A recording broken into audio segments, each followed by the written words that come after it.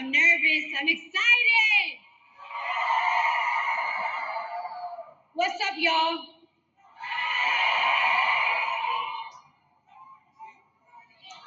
One second, guys. 1 second.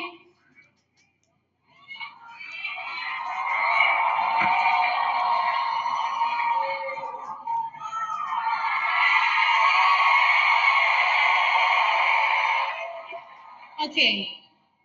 So I don't take lightly the call. Sorry, guys. I'm a little nervous. Guys. I've been waiting for this moment this whole life. My whole life.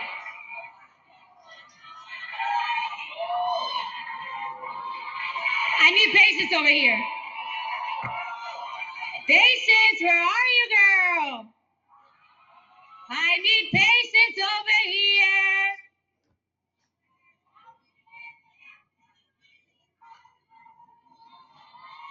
Hold on. How you guys doing tonight? How you guys doing tonight? Are we ready to make history? Are we ready to make history? Are we ready to change these 4 years? No. Are we ready to change the next 8 years? Because we're going to make sure we have Kamala Harris in office for 8 years. Thank you. All right. Vice President Kamala Harris, thank you for having me.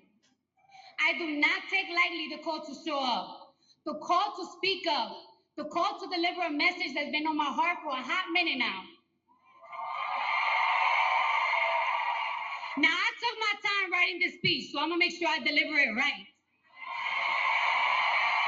Because I got something I've been wanting to say for a long time. I've been saying it on Twitter, on my Instagram, and I'm ready to tell it to you now. Y'all ready to listen? All right, now. All right. Just like Kamala Harris, I too have been the underdog. I've been underestimated. My success belittled and discredited. Let me tell you something. Let me tell y'all something. Women have to work 10 times harder, perform 10 times better, and still people question us how we got to the top. They be like, how she got there? Hold on. Let me warm up. Yeah. Let me tell you something. I can't stand a bully. But just like Kamala, I always stand up to one. All the time, I'm ready for them. Yeah. And I'm going to be real with y'all. I wasn't going to vote this year. I wasn't. But Kamala Harris joining the race, she changed my mind completely. I did not have faith on any candidate until she joined the race and said the things that I wanted to hear, that I want to see next in this country. All right? I believe in every word that comes out of her mouth. She's passionate, she's compassionate, she shows empathy, and most of all, she is not delusional. Yeah. Kamala recognized that this country is at risk, that the economy needs to get stronger, that the cost of food and the cost of living is too high. Damn, it's even high for me. I believe her when she says, under her, buying eggs and milk won't break the bank, because she's gonna pass a ban on price gouging on groceries. And she told me that in my face. So she better not lie to me in my face. Yeah. I believe her when she says she will make housing more affordable by providing Americans with $25,000 in down payment assistance. Yeah. Hold on. I got more. Yeah, she's promising a lot. And I believe her when she says she will provide a tax cut to 100 million middle-class Americans. That's a lot of Americans. And that includes $6,000 for parents in the first year of child's life. Y'all remember when they used to do that? Y'all remember when this country used to do that? Yeah. And speaking of healthcare, let's talk about it. Let's talk about healthcare. Did you hear what Donald Trump said the other day? Y'all heard what he said? All right, I'm gonna tell you right now. Let me drink my water. Yeah, stay hydrated. He said he's gonna protect women whether they like it or not. He said he's gonna protect women whether they like it or not. I'm repeating it. Donnie Dunk, please. Protection for women, especially if we're talking about maternal and mental health care, is in telling them what to do with their bodies. It's supporting them and giving them the care they need for what they choose to do with their bodies. I don't play that. People like Donald Trump don't believe women deserve rights. And when those rights are taken away, they are nowhere to be found. When a mother's going through postpartum, he's not there to hold her hand. When a child is in foster care or in a shelter because their mother is not mentally stable or financially stable to take care of them, they're not there. The people outside planning, they're not there. They're all gone. Those people outside Planned Parenthood screaming at women's faces, they don't be there when women go through stuff. They don't.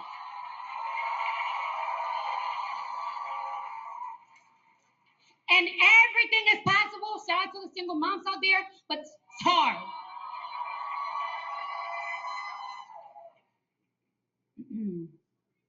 Trump says he's going to protect women whether they like it or not. Well, if his definition of protection is not the freedom of choice, if his definition of protection is making sure our daughters have fewer rights than our mothers, then I don't want it. I don't want it. I don't want it. I don't want it. We all knew Trump was a hustler. But hustling women and I'm a hustler too, yeah. But hustling women out of their rights to their body is nasty work. Hustling Americans out of their hard-earned money by selling Trump watches, Trump sneakers, and Trump Bibles. By the way, the watches is $100,000. Yeah. Made in China, another country he discredited, is nasty too. Let me ask you a question. Wait, is Milwaukee in the building? Is Wisconsin in the building? Yeah. Let me ask you this question. Do we really trust this man with our economy? Our economy! A man who cares only about making himself rich and cutting taxes for his billionaire friends. I don't even get a tax cut.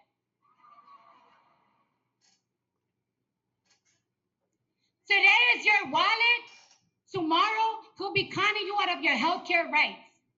And that's a fact. I want you to hear that again. Today, he's hustling you with buy my sneakers. Tomorrow is going to be your healthcare rights. He's going to take it away from you. He's going to snatch it. Donald Trump talks about how he has a concept of a plan, but America, the only concept of a plan he has is a plan to hustle you. Yeah. Because we know what he's really setting us for. He's selling more than watches and sneakers. He's selling us bigotry, misogyny, division, chaos, and confusion. He wants us to hate each other.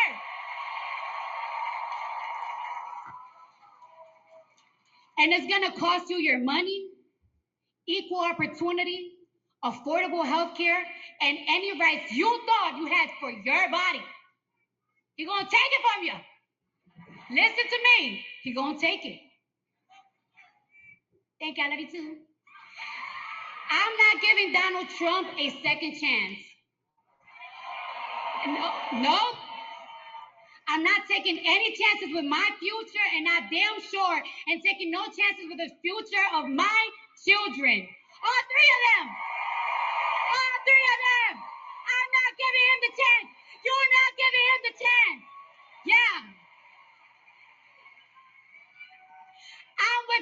Kamala.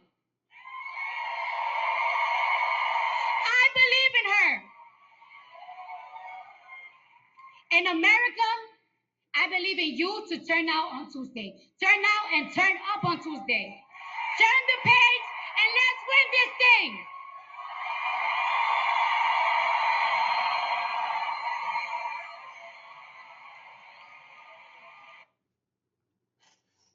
Greetings, brothers and sisters from the four corners of the world. I hope everyone is having a blessed and prosperous Sabbath day, afternoon, evening in your perspective lands.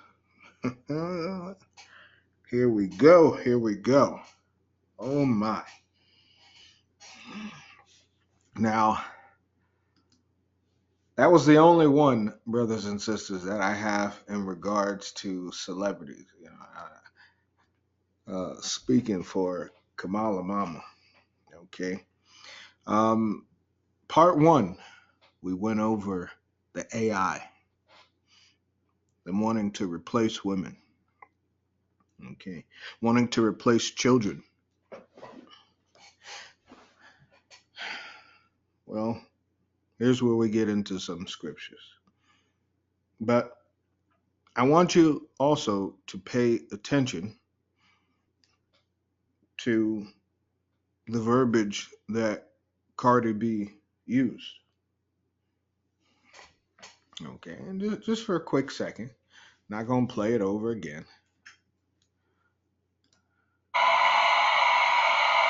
What's up, Milwaukee?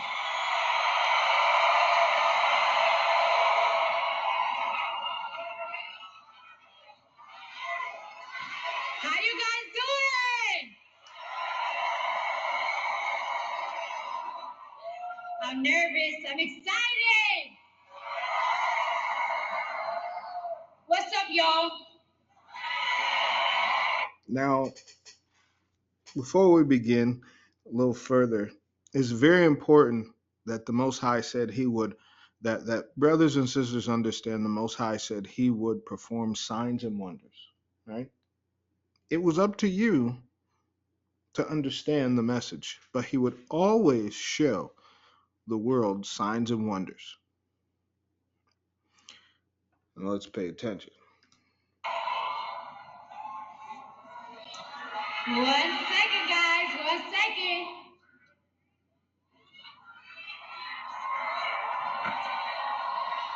Now, if you were laughing at this part, it's because the little reader, the teleprompter, it broke.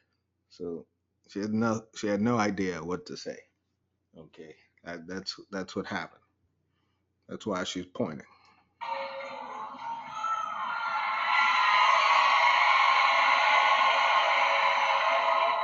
Okay.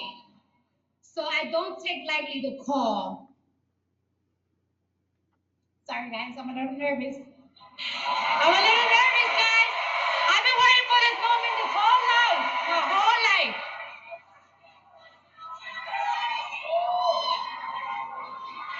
I need patience over here. Patience, where are you, girl? I need patience over here.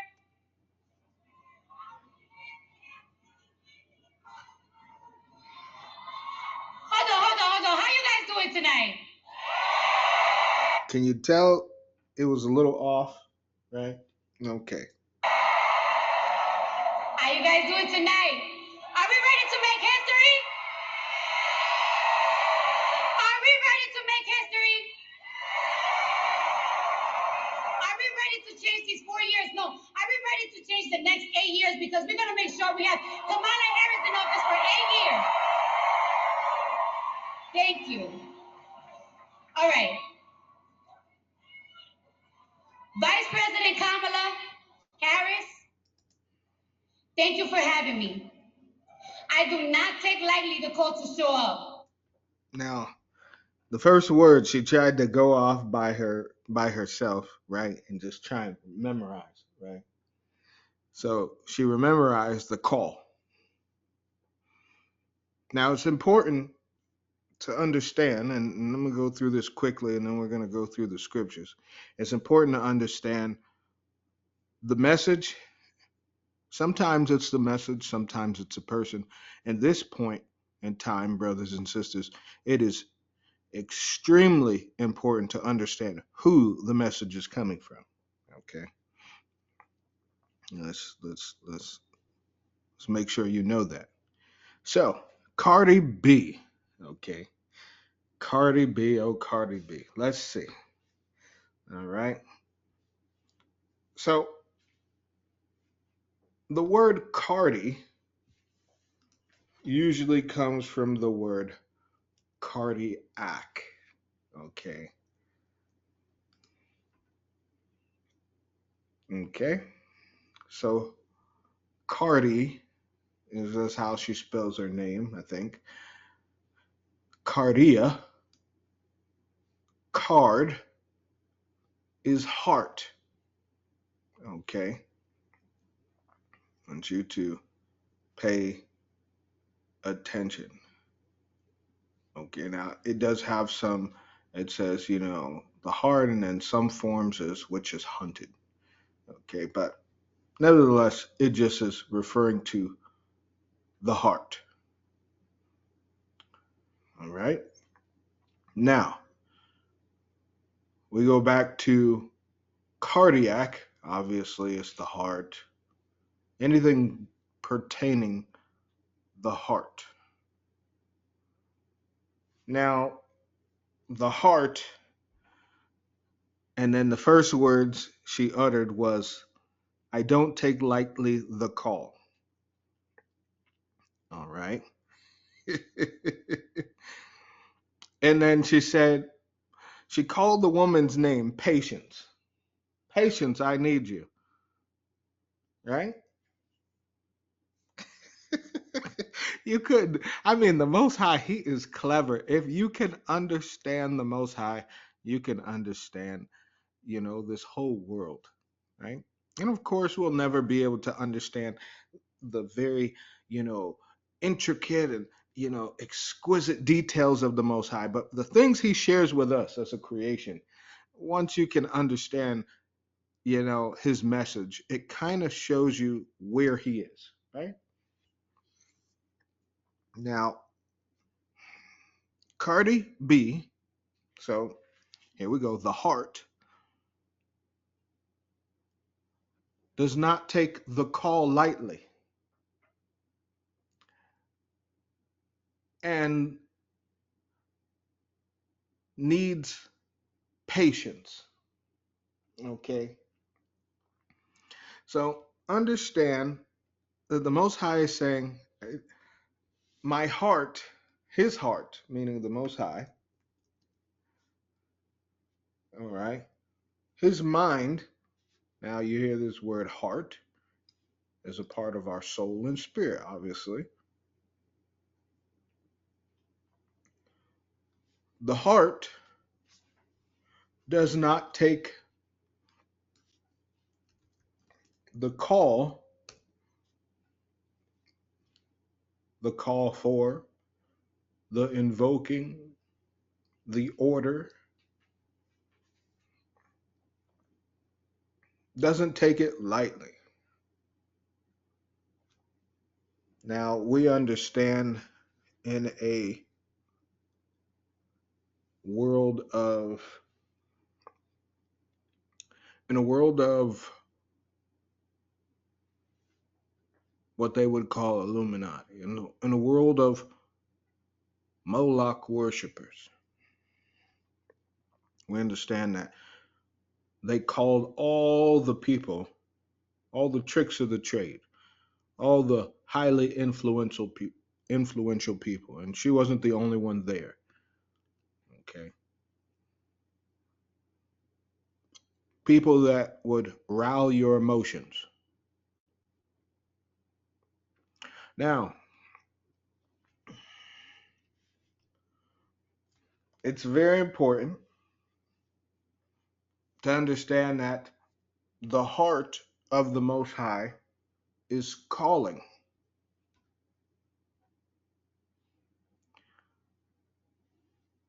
But you see where she was calling for patience, the Most High is saying, I'm running out of it. I want you to understand that concept. Now, she was talking about patience.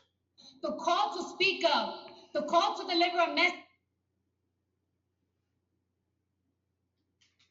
Okay, we can go to that little.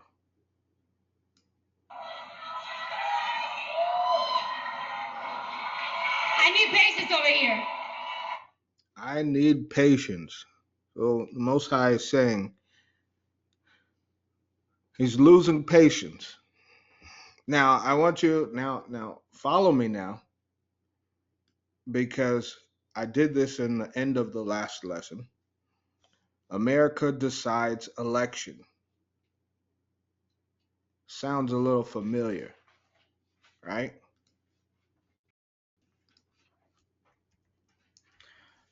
And the Bible tells us to make your election sure. See that? Wherefore, rather, brethren, give diligence to make your calling and your election sure.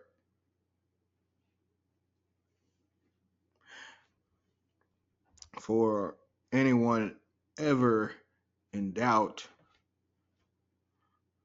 I shared with you before, America decides, cut off means, and then election,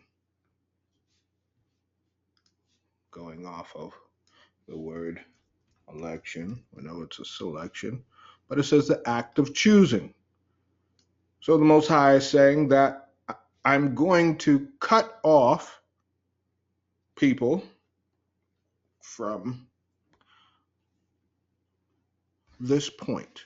Now, why would he do this? And oh my goodness, I'm going to tell you. Okay. You thought it, okay. I'm just showing you how devilish these past 10, 15 years of elections have been. You had Obama, who, was a Muslim. People questioned his identity and all this. And then he brought in the alphabet community. But this one here, this is the one.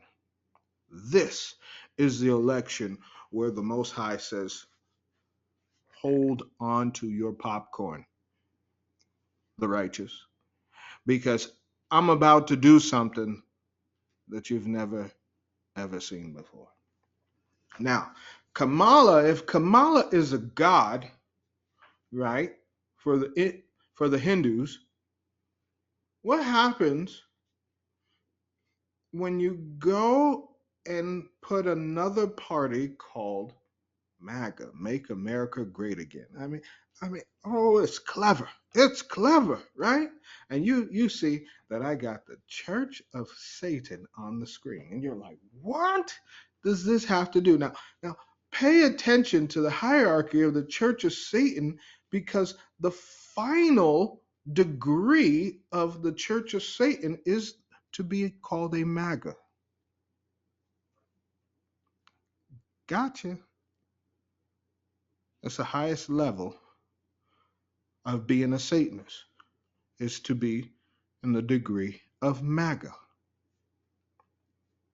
Oh my goodness.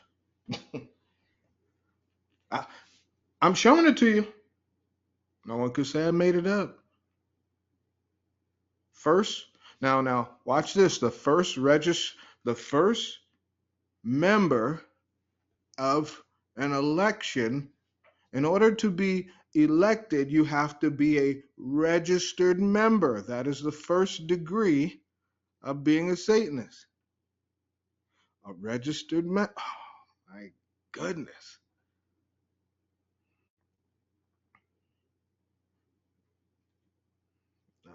I don't think you understand this. I don't think you understand. The true first level is an active member. They call them a Satanist. The second degree is a witch or warlock. The third degree is a priestess or priest. The fourth degree is a magistra or a magister, and that's a judge. Remember, the Most High says, hey, all the hands and all the faces of the judges are evil. And then the final and highest level is the fifth degree, the maga or magus. One is, because this is Latin, one is male, one is female.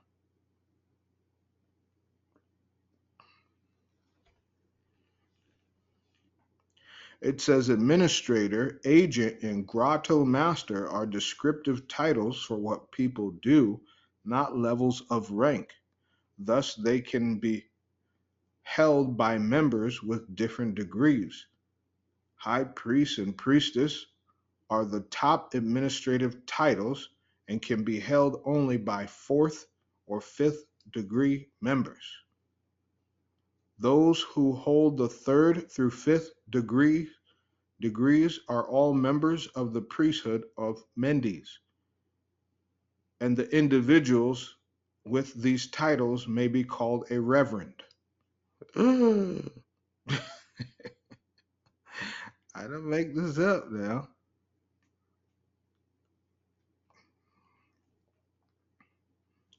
Let's do some reading. Unlike most other religions, our members are not subject to any form of expected obedience to the members who might have been given degrees. Those are bestowed as tokens of appreciation for accomplishments, not a means for establishment of rank and authority commands submission. An important part, an important point of re-emphasis is our protocol for remember interactions is based on paradigm of mutual admiration society. Wow. Admiring those in society. Huh? And this is applied across all levels of the hierarchy. Our members may earn each other's admiration, and general respect is preferred behavior. While we do not expect our high individualistic members to like each other, we encourage them to behave with courteous decorum. When dealing with one another, interaction is never required. In the case of extreme disagreement wherein civility apparently cannot be maintained, we advocate that the involved members should cease such negative interaction. Now, so that the agents, it says, an individual who demonstrates a thorough grasp of philosophy of the Church of Satan, skills in being able to communicate it, and would like to be trained as a contact for local media and other interested parties may be chosen to serve as an agent for the Church of Satan. When you fill out your application for further involvement, let us know if you would like to be considered to be evaluated as a qualified contact point in your area or for media representation. You should then include material which demonstrates your qualifications, such as samples of your writing and video via DVD of yourself in public speaking mode. Those who are appointed as agents must demonstrate that they have already been making well-reasoned efforts to publicly clear up misconceptions regarding our philosophy. Now watch this, the priesthood.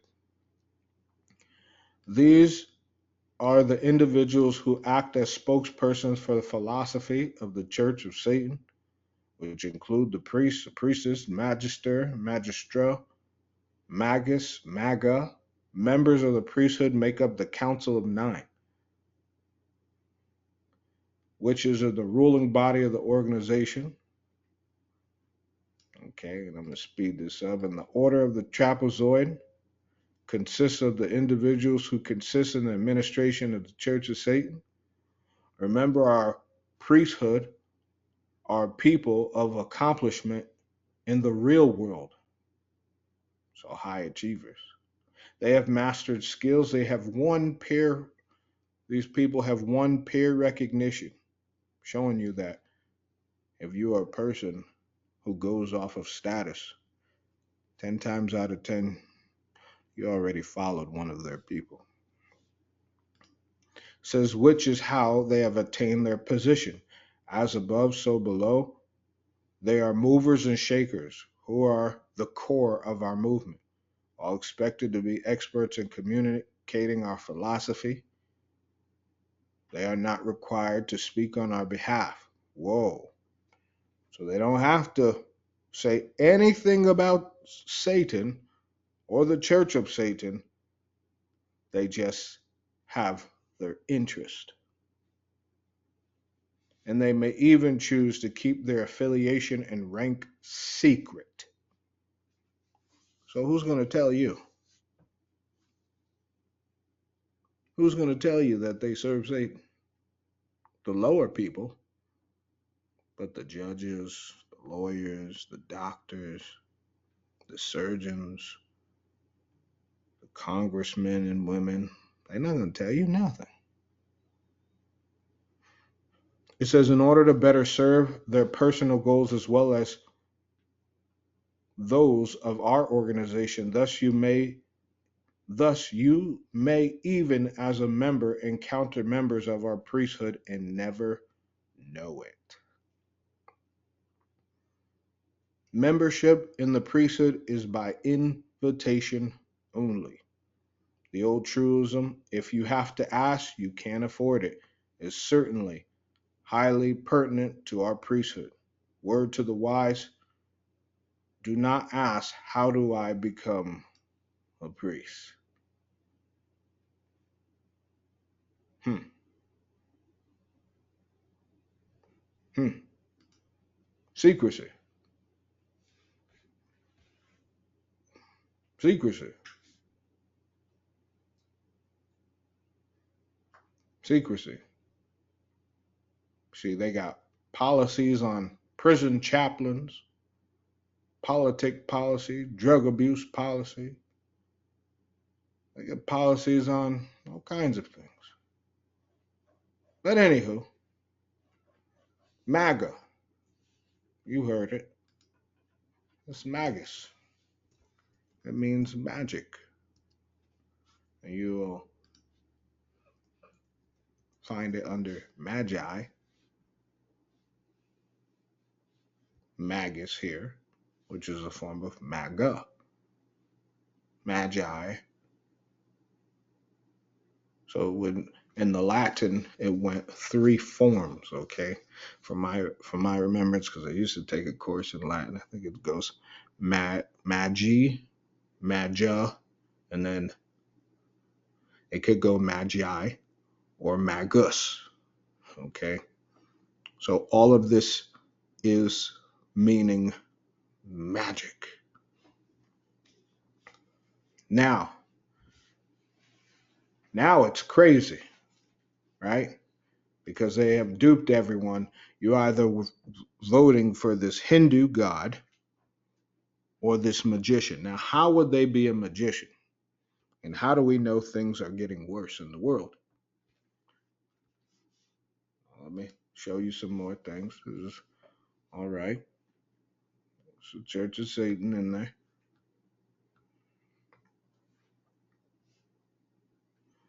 And they say the same exact thing as well. They say the same exact thing as well. And these individuals are known to be doctors and all kinds of top individuals. And magi, they're going to sit there and coin it as Zoroastrianism, which is from Persia, but it is a very magical term, so to speak. Because you see, here in their terminology, MAGA means possessing. Yeah, it means to possess you. That's right. You see it right there. MAGA, the root word, means possessing.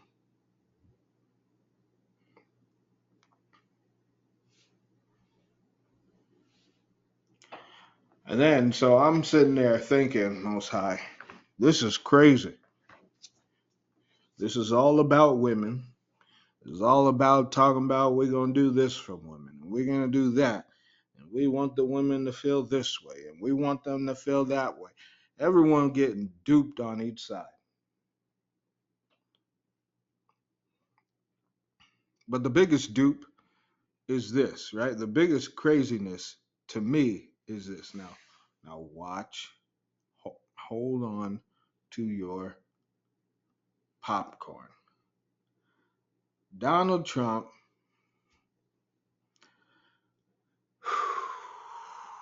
You ready? Donald Trump. Donald Trump got some coins that people didn't know about.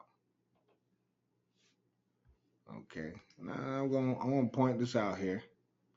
He got some coins that people didn't know about. And I'm gonna use that for later. Anyhow, but he got some coins that people don't know about. What would those coins be? That's my question.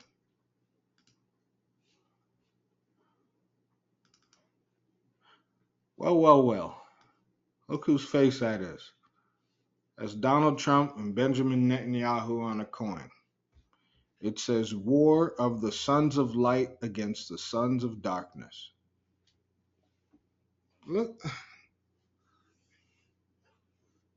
And then it's got the American stars in the back. It's got the Israeli flag in the front. And it's got the Hebrew inscription at the bottom. So just in case you understand,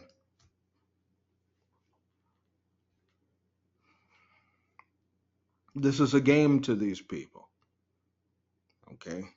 Everything is spiritual.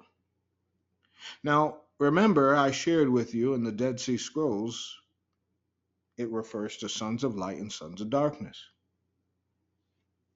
The Bible says, be of the light and not of the darkness.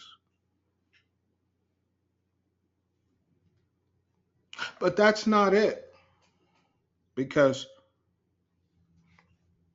something just is truly off here. Because now Trump's face is on all these coins. Yeah, that's right. The original half shekel Trump coin.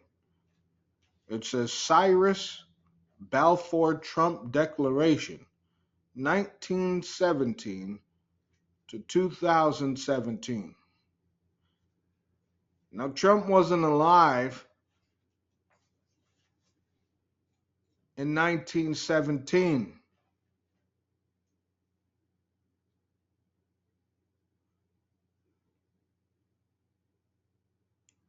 I repeat, Trump wasn't alive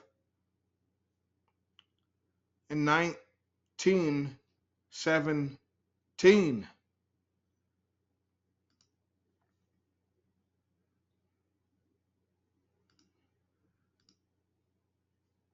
Why does he have temple coins in his name? And why does he have Cyrus on the side of it?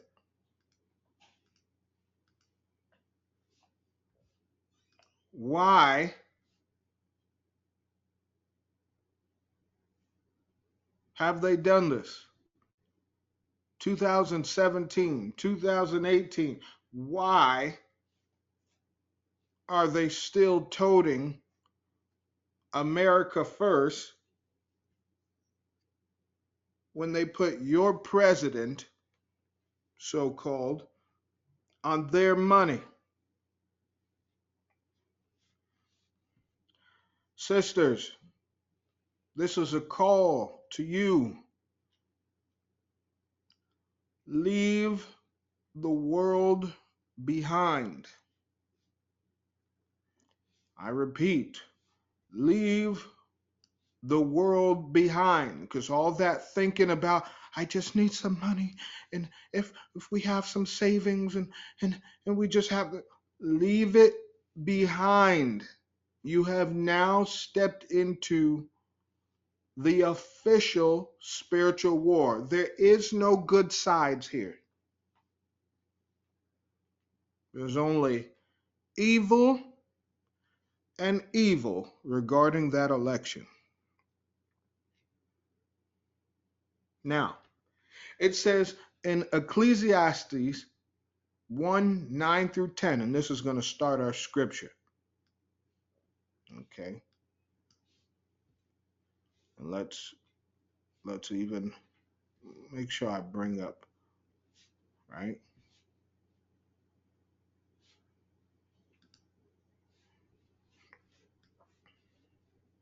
This and this picture. I want to keep it on the screen. And we want to keep up. And don't worry, I'm going to get onto this 70 years.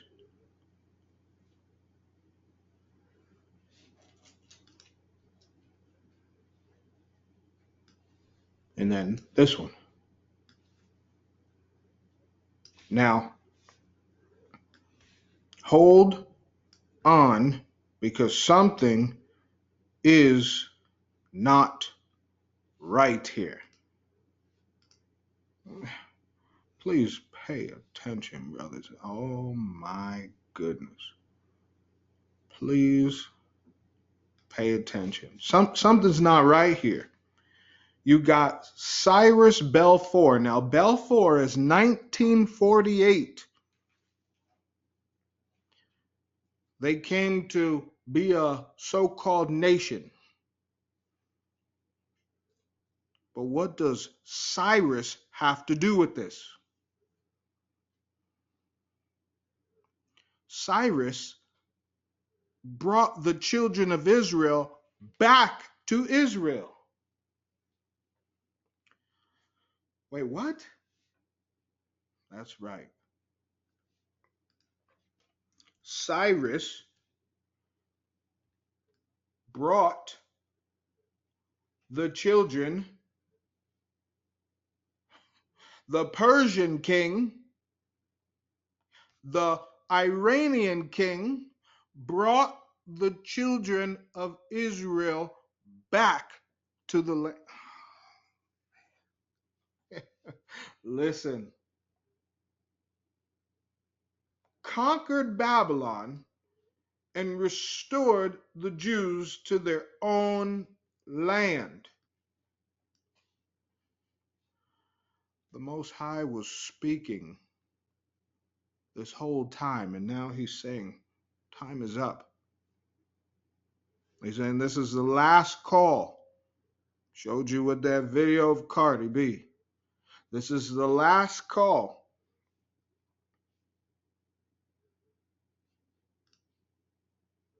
As to where the Most High says, are you with me? Are you with me? Now, this is why the Bible says, a thing that hath been, it is that which shall be, and that which is done is that which shall be done.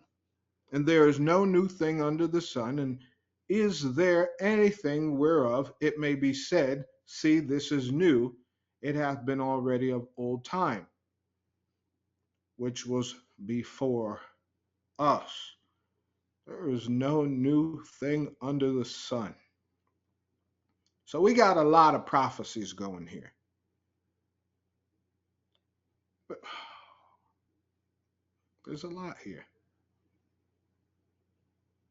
There's a lot.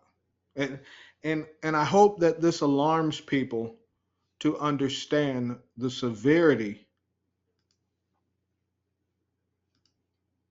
of what's going on.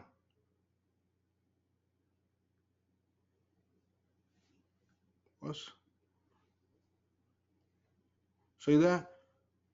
The Educational Center said the temple coin features Trump alongside King Cyrus, who 2,500 years ago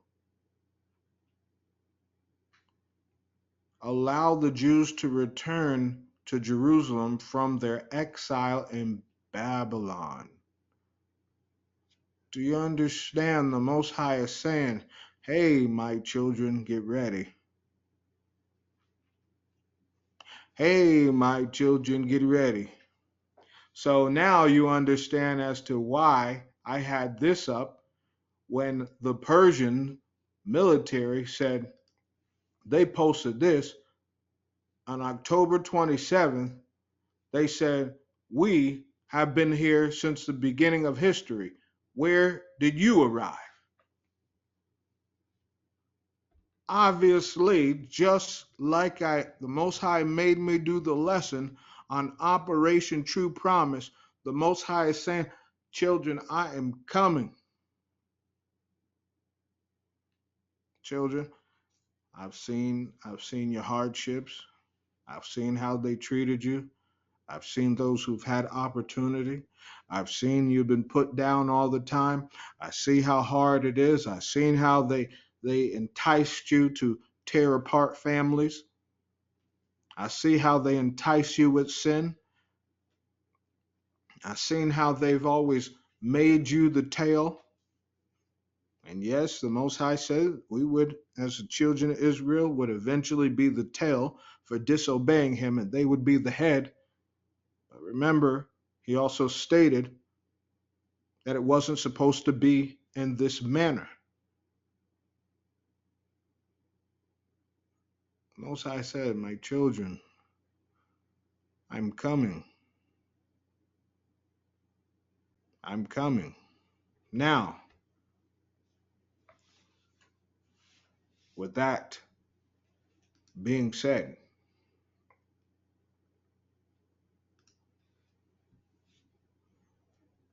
let's keep going. Because it only seems that something is off here.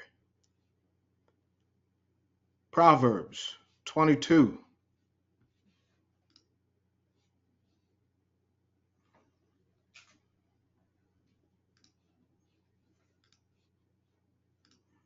Proverbs 22 and 14. The mouth of a strange woman is a deep pit, and he that is abhorred of the Lord shall fall therein. Why am I using this scripture? They are bringing out every kind of woman, every kind of so-called celebrity to endorse these individuals, whether they be Trump or Kamala. Now, one of the first things that Cardi B said was that they always question how women got to the top. When you had people say how Kamala got to the top was through being promiscuous, now you're having the same person that many people don't know about. This person drugged and aped men and stole their money. That's Cardi B. And then you don't want to be questioned on how you came to the top.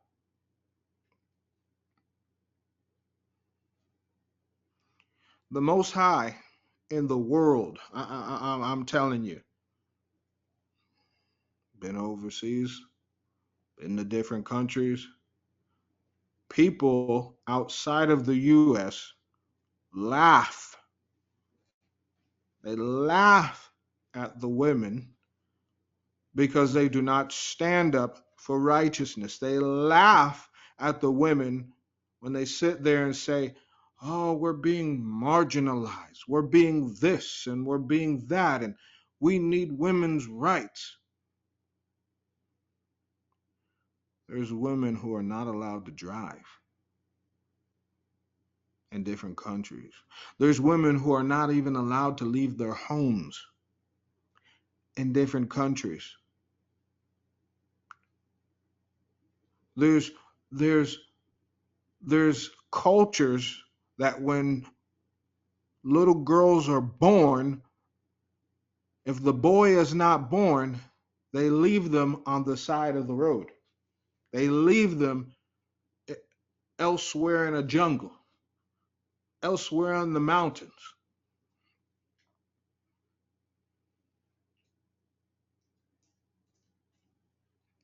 I'm confused.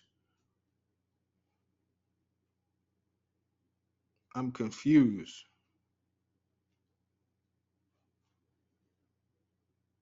I'm confused.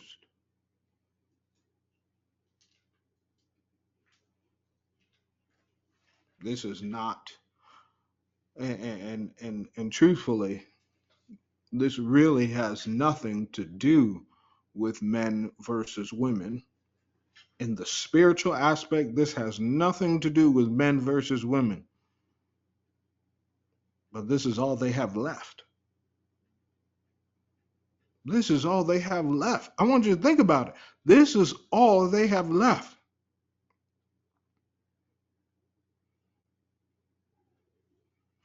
And the Bible tells us in the book of Isaiah, woe unto those who call good evil. So you mean to tell me protecting your mother, your grandmother, someone else's mother, someone's sister, someone's child? You mean to tell me protection is evil now?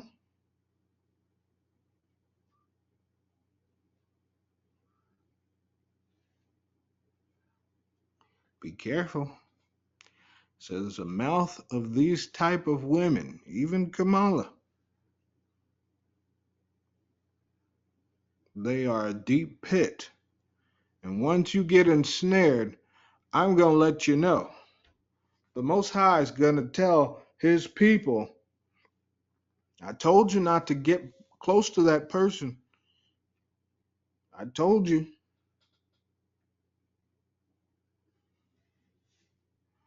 Question is anyone going to listen? Proverbs 31:3 says, give not thy strength unto women, nor the ways to that which destroyeth kings. Wait a minute. So it meant that we should have a balance in this world, that a man should understand his role, a woman should understand her role. Now, does this mean every man is a king? No. Does this mean every woman is a queen? No. It just means to understand at the end of the day, the Most High is coming to that man to make sure that he has cared for his family. Now here's a tough part. Sisters, especially from Babylon and European, Canadian, and even some, you know, tidbits of Central and South America. When you want to be over the man, well, then the Most High is still going to approach the man and say, well, what have you done with your family? And if the Most High says, happy wife, happy life, well, I listen, or if the man says, happy wife, happy life, and I just listen to her, the Most High is going to say, you didn't follow my will, you followed hers. And then so the man is going to get a portion of judgment, and then so is that woman going to get an even greater portion for taking control of what the Most High had already created, which is His order. See how this is dangerous? Now, in that sense, women will be what? They will be judged like a man. And surely, if you haven't read the apocalypses of certain texts, there's John, there's Paul, there's Abraham, there's different ones out there, Zechariah, Zephaniah, right? It gives harsh judgments for men who teach wrong, who are not called but still want to teach. And it gives a depiction of women who did such things to children, as we spoke about in the first lesson, and those who assert their authority over men. They have some of the harshest judgments ever in hell. So you sit there and think, was that status in this world worth the worst type of punishment? And you may not think that that was the worst type of punishment. You may not think that, oh, you mean tell me I'm getting punished because I want to be a supervisor. I want to be, high in my job. Well, there's order, right? Now let's see how this works, right? So in the Middle East, there are many countries where there's a gym for a man and there's a gym for women. Yeah. Now, you may say, well, that is, why? Why? And you know what? When you have separation, it cuts off sin. Watch this. In the United States, in Babylon, right? How many times have you seen on social media where men are afraid to go to the gym because they may be they may be accused of looking at the women, or they're looking at the women, right?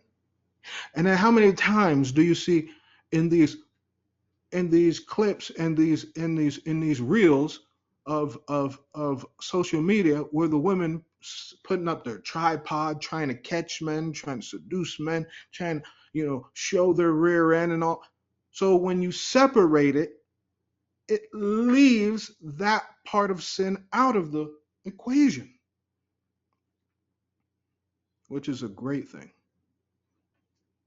Which is a great thing. Now you wonder why you won't see. Now, if you do that in America, you're not going to see many women in the gym, I guarantee. Because a lot of them are not going for the proper reason. You're telling me you're going to go to the gym to use a $12 band to do some calisthenic squats with no weights. You're telling me you couldn't do that at home? You're telling me that just doing that in front of 5, 10 men isn't for attention? Now, to go to a gym, you would use things that you can't access at home. Weights, heavy plates. But if you can do these things at home, why pay a gym membership close to $100 when you can just spend $12, $20 and do the same thing for free? Gotcha. I'm exposing the sin. So the separation is needed. This is why it says don't give the strength, because we have to. When we're coming back to the Most High, we have to. We have to understand that at some point, separation is good. The reason the world is the way it is, it's not because of separation or inclusion of races. It's inclusion of sin, right? Hey, because surely we could have one part of the world where, Hey, we're going to let everyone who wants to sin live over there. And everyone who doesn't want to sin, you live over there. Everyone will get along. You stay to your boundaries and your land. We're going to stay to ours. You don't want to worship God, you go to that land. We want to worship the Most High, we're going to go over here. Okay? That's separation. Hmm. Hmm. Hmm. Keep these things in mind. Let me pull out these sibling oracles.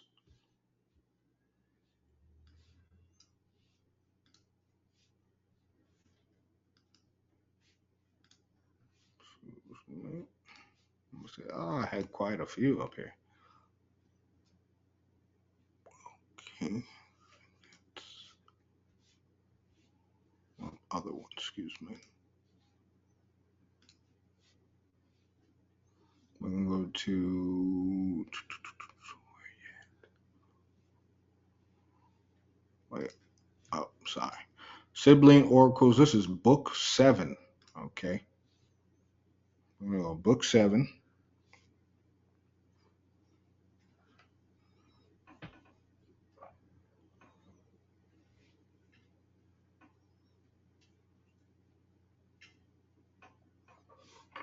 All right. Book 7, and we're going to go 30 to 35. 30 to 35. Right? Hopefully it goes. Okay. Praise the Most High. Thank you, Most High. Thank you. So verse 30 to 35.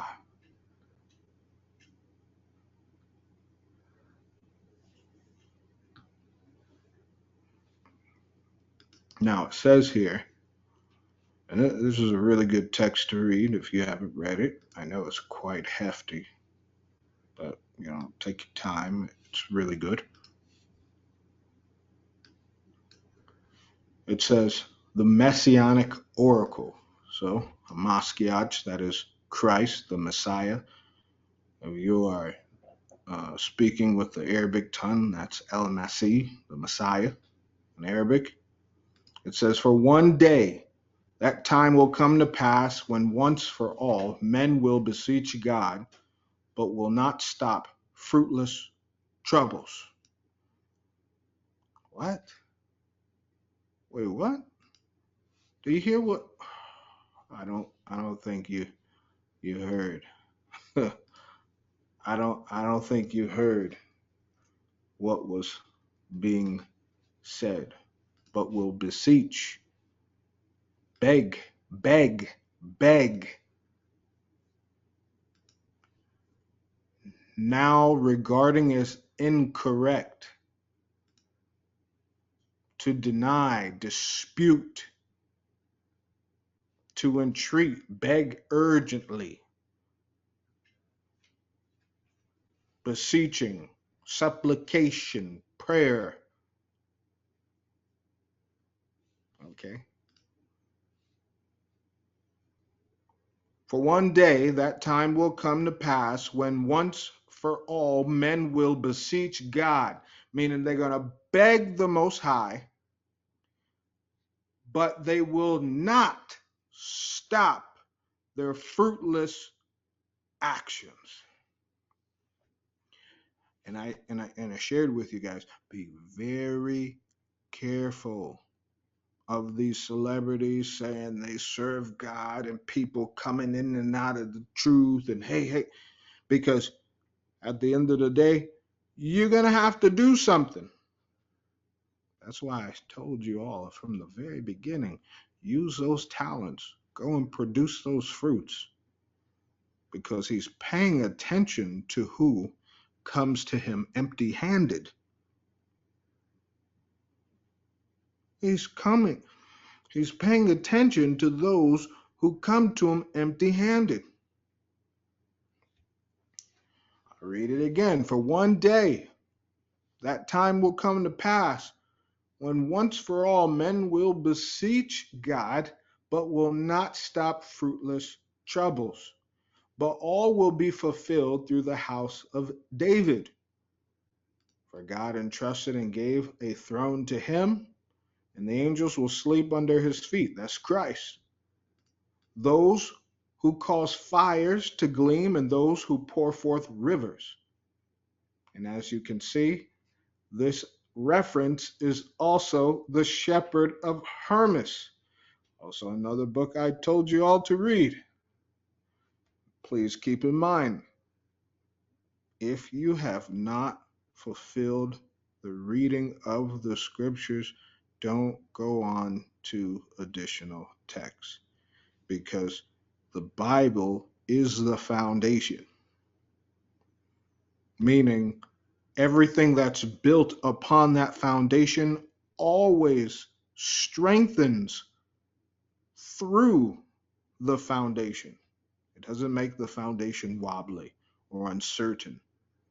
So, in order to understand these texts, you have to first read the scriptures. Okay? It says, the angels will sleep under his feet, those who cause fires to gleam, and those who pour forth rivers, those who protect cities, and those who send out storms. Pay attention, because these are angels under Christ. These are those angels in Revelations, as you can see. It says, a difficult life will come upon many men, entering souls and changing hearts of men. But when a young shoot puts forth his eyes from the root, which once distributed abundant nurture to all branches. And pay attention. Lands of salvation, Isaiah 11. That means difficulties are going to come upon every single person. But you see, those who thrive are individuals who are nurtured in Christ. They are nurtured with the Holy Spirit. They are nurtured with the Most High. Are you getting it? Now, I'm sharing this message to let all the sisters out there know, Jews and Gentiles. And you hear Cardi B, she mentioned single mothers. What do you think? Christ says, woe when they have their eyes on you. Woe to the mothers who give suck and with child. They have their attention on women. They've done a campaign solely on women. Now, pay attention. Oh, America. Oh, Babylon. You had 3 candidates who were in the Democratic Party, okay, follow me, who were all seeking reparations for the children of Israel. 3 candidates out of 4. Pay attention. 3 candidates out of 4. And they said, no, no. No, no. They said, no, no. And I shared with people, your reparations is with the Most High. Most High can provide you way better than what they would provide you. And in fact, it's not even going to last that long for you to enjoy it anyway.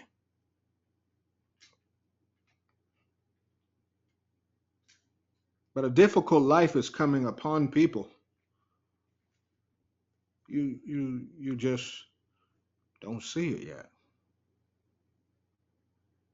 You're like, man, I don't know. If you're in America, you're like, man, I don't know. Things is kind of tight now. No, no, no. Baby, listen. Things ain't tight.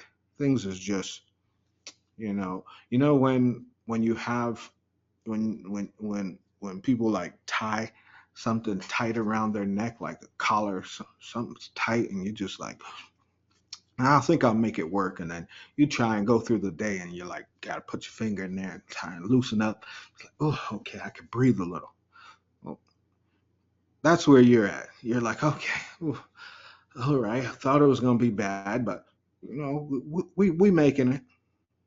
No, no, no, no. It's going to get way worse. It has to. It has to. The Bible tells us that the Most High says, "Do unto her what she has done unto others." Oh no. Right now you're just watching the show. You're just watching the show. Oh, how can America look so bad? Well, let me show you. Let me show you how deplorable their nation is. Let me show you how deplorable their foundation is. Let me show you how deplorable their education is. Let me show you how deplorable their jobs are. Let me show you how deplorable the cost of living is. Let me show you how one generation is seeking retirement, the other generation is just trying to stay above water, and the other generation is sitting there shaking their rear ends and doing tick-tocking and dancing, what, 90% of the time. Did anyone see the new trend Gen Z is doing where they're going out to homeless tent cities and picking up homeless women to bring them on a date just to ditch them after they eat so they can be left with the bill as a homeless person? Oh, much more has to happen. Much more has to happen. Okay, this is nowhere close. The Most High is just getting started. Micah chapter 2,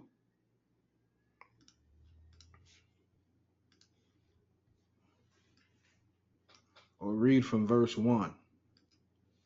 Woe to them that devise iniquity and work evil upon their beds when the morning is light, and they practice it because of the power in their hand. Devising iniquity, work evil. And they covet fields and take them by violence, and houses and take them away. So they oppress a man in his house and even a man in his heritage. Now, isn't that kind of some of the policies in governments? But mainly, since we're talking about Babylon, US, this is what they do. You miss a mortgage, they take everything, right? You miss payments, they're taking everything. They'll take your savings, they take what you have for your children, they take what you have for your husband or your wife or your sick family member. They'll take it all. And then just to say, you still owe me. It says, therefore, thus saith the Lord, behold, against this family do I devise evil, from which ye shall not remove your necks, neither shall ye go haughtily, for this time is evil. Now it's very clear for the people in the U.S. to understand, okay, that the time of American peace is gone. You don't get that anymore. You don't get it. You will not get it again.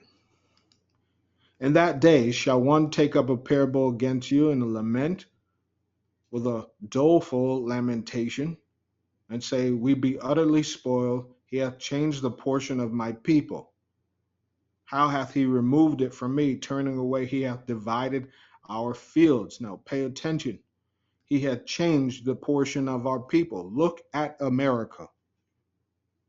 Has the Most High not changed America from being the standard of a nation to ugh, the the wrong standard of a nation, right? Look at you. Look at it. What good is from there? There's nothing good. It says, therefore, thou shalt have none that shall cast a cord by lot in the congregation of the Lord. Prophesy ye not, say to them that prophesy.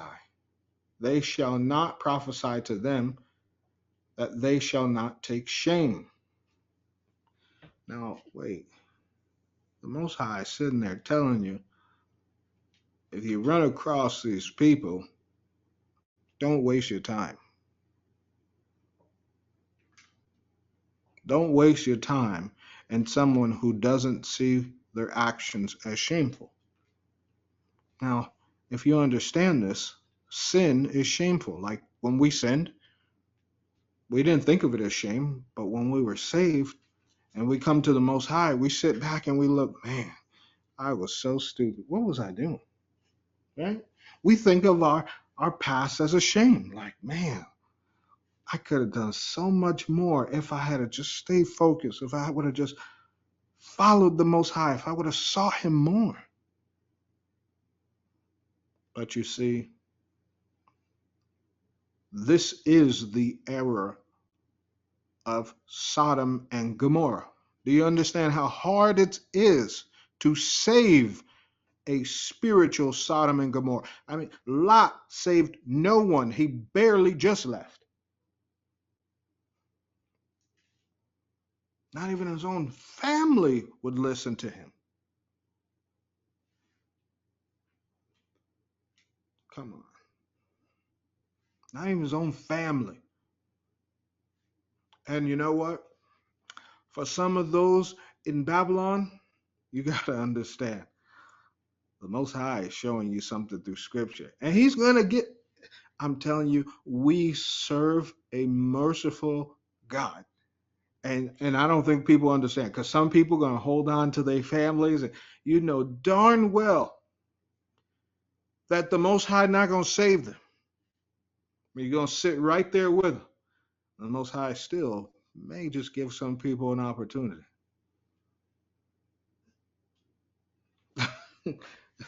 Some. That's a very little bit. But remember what happened with Sodom and Gomorrah. O Sodom, O Sodom. Most High said, if I could save 15 people, I would stop the judgment. If I could save 5 people, if I could save 1. Right? What you think about that? Now, I want you to pay attention strategically to what happened with Lot. Now, he had family, he had daughters, right? He had other daughters than the 2. Okay? If I'm not mistaken, I think he had a son as well. And he didn't want to go. His friends didn't want to go. And do you understand? Lot knew. He was like, all right, let's go. It's already clear who wants to roll and who doesn't. The angels were like, go. It was the wife who was saying, oh, well, you know, my daughter and my family, I got so many memories. And Lot was like, memories? God's about to destroy screw your memories. God's about to destroy this place. What are you talking about, memories? Either we leave or we're going to be a memory. What do you mean, memories? Uh-oh. Most High said, don't prophesy. Don't try and teach those who don't see shame in their actions. They comfortable? Okay. I believe you. Leave it at that. You didn't see Lot saying, all right, honey, you know what? We're going to stay. We're going to try and make it work. And, you know, I'll give it a few. No, Lot was a man and said, hey, you're going to listen to me and we're going to run. Did you recognize that Lot's wife died because of her self-interest? Let's just call it what it is. She was given instruction by angels, by Lot. They said, hey, we all running. Don't you dare look back. Why you need to see something to believe it? That was the message behind Lot and his wife. If you need to see it to believe it, I will kill you. Are you paying attention? Lot and his daughters, they didn't need to see it. They just, Most High said, I need you to run your fastest 200-meter dash. Go. I need you to book it.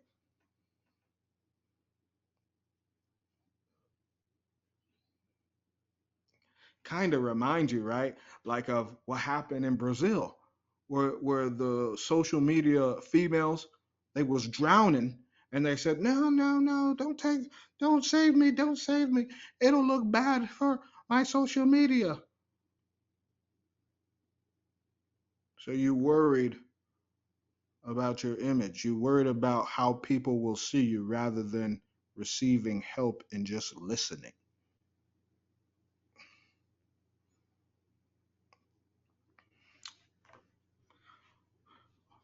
Oh, people, oh, sisters, the help that comes from this government, and they got people doing TikToks for Kamala Harris. They got people doing TikToks for Donald Trump. Both sides look like clowns. Both sides look like the the the the circus. Barnum and Bailey. Everyone come along. There's entertainment for boys, girls, teenagers, left and right, adults, elderly. There's entertainment for everyone. No one will go unentertained. Okay? Don't trust this government. It says, even of late, my people is risen up as an enemy. Ye pull off the robe with the garment from them that pass by securely as men averse from war. Thy women of my people ye have cast from out from their pleasant houses. For their children have ye taken away my glory forever. Now, do you understand what this means? There's going to be a major division in the United States, and the world is going to witness. Everything is going to be on women. I kid you not. Every decision is going to be on women. Women are going to have the most power you've ever seen. You've ever seen. Okay. With that being said, what type of women? Not women with children. Not women with children. See, the Most High said, "Hey, you know what? For those women who actually have children, who've actually struggled, who actually may be single parents, hey, I love you, but I want you to understand that I am the only way. I don't want you to perish. I don't want your children to perish, but I need to cut you off from the government." Now, for the children of Israel, a lot of families, mothers, women mostly, have been in love with government assistance. What happens when they cut it off? Who will you run to? Who will help you? Do you understand the biblical side, not the person, Trump? Trump is the biblical side, okay? Even though both sides are speaking prophecy, the Most High is saying, I will protect you from what's coming on this end if you are with me, the Most High. Are you paying attention? That's what he said in the speech. I will protect women, men, and children. Don't look at them. Don't look at Trump. Look at the Most High, because only the Most High can save you. Trump is not going to save you. Kamala is not going to save you. They're going to persecute people. They're going to persecute. And I told you, she's the persecutor. It says, arise, and depart, for this is not your rest, because it is polluted. It shall destroy you, even with a sword destruction. Now, for some reason, the children of Israel have convinced themselves that because they maybe started a business, because they maybe are in the truth, because they have brothers on top of brothers on top of brothers. We're talking hundreds and hundreds, maybe even thousands of brothers. Same for sisters. Oh, we finally coming in. Just because you're wearing a nice dress and a head covering doesn't make it your rest. You know what rest is? Rest is when you can go outside at night and not have to worry about someone leaving their house or leaving a place to seek a victim. That is rest. Knowing that you don't have to turn on a TV, go on your social media, and see crime after crime after crime after crime.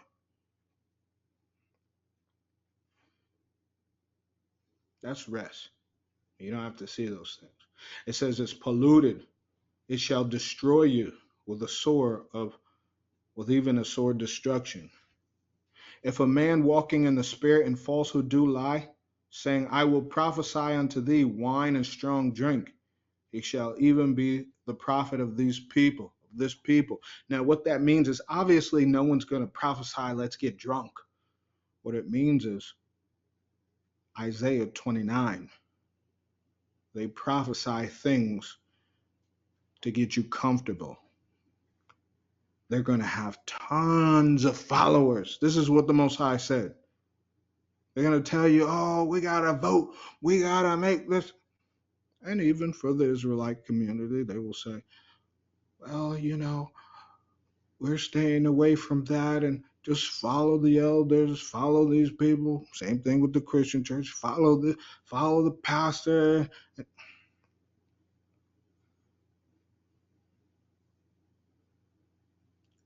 One big circus. One big circus.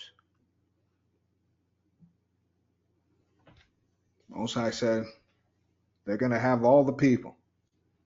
At some point, you're going to have to say, if the Most High said, many are called, few shall be saved.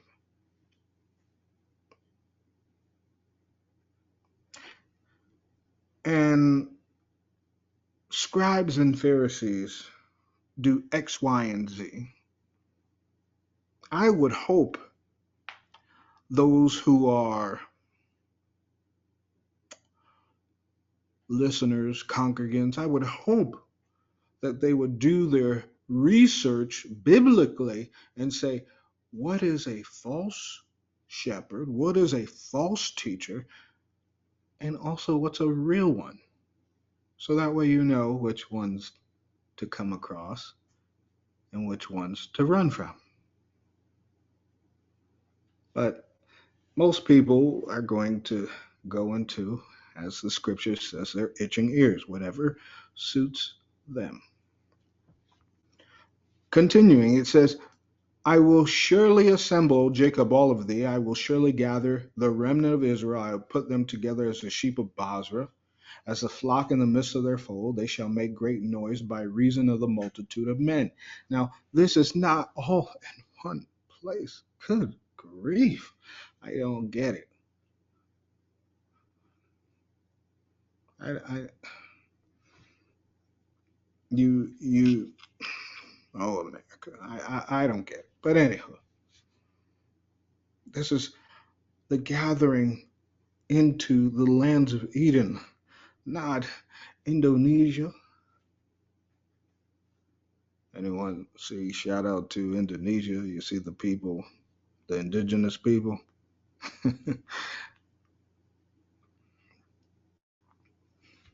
This is not talking about southern Mexico. Shout out to southern Mexico.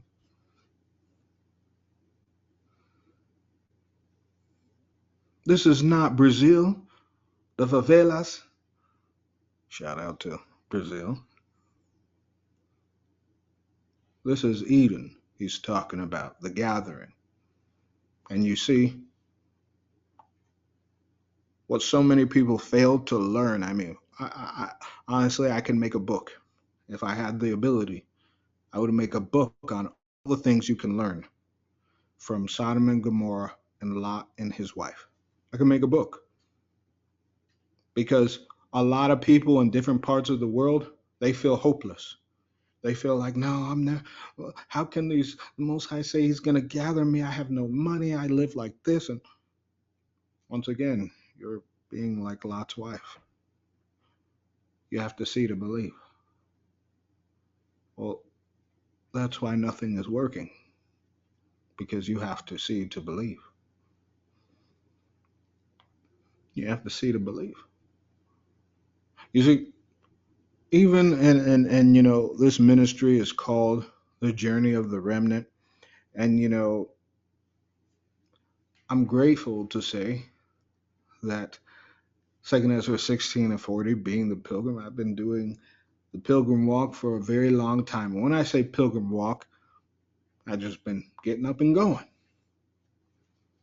It's very rare that the Most High would even allow me to understand the dynamics of where I'm going. It's just like, okay, I want you to go here. You're not going to know anyone, but just boom, go. That's also Hebrews 11, faith. That's also Lot faith. Hey, I know you've been in this country, these 5 cities for a long time, but I just need you to get up and go. I need you to get some faith.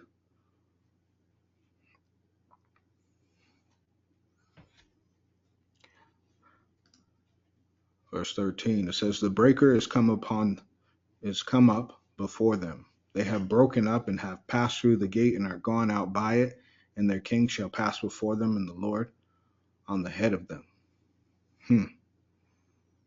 He's coming to separate. He's coming to separate. Now, I know someone may be wondering, why would I just include these things, right? And I thought, this is bigger than just an election. I need everyone to understand the full scale, the whole range of things. Okay? I need everyone to understand. And not even more so me, but the Most High wants everyone to understand. So remember those difficult times that's coming. It says, woe, this is First Enoch 99, woe unto you who cause wickedness. Woe unto you who glorify and honor false words. You are lost and have no life of good things. Woe unto you who alter the words of truth and pervert the eternal law. They reckon themselves not guilty of sin, they shall be trampled upon the earth. Now, this is why I said in the first lesson, sisters, it's time to take some accountability because we are all guilty of sin, man and woman equally. Yeah. We've all sinned, we've all hurt someone. And as much as some people want to say, no, I could never hurt someone, you are not a superhero in everyone's book. You have to remember that, which means you hurt another creation at some point in life. And guess what? The Most High doesn't have to always see you right. He's not going to. He's fair. So that means, hey, someone will maybe not like the words I have to say. Most High will look at the cause and the reason. We'll say, okay. Maybe I was a little hard on someone, or maybe that person was just being too sensitive. The Most High will use his righteous and most holy reasoning and understanding. But this is a very true statement. It's important to understand that none of us are innocent people. None of us are innocent creation. There's not an innocent person on the face of this planet, this earth. Not one. So no one should be saying, oh, well, I'm not guilty of sin. And now everyone needs to. But this is the warning that the Most High has given through Enoch. Woe unto those who reckon themselves not guilty of sin. So those difficult times is going to trample people all over the earth. Woe unto those who glorify and honor false words. Think about this. Women's rights and protection and all. These are all false words. Trump is false words too, but he's not speaking. The Most High is putting those words through his mouth.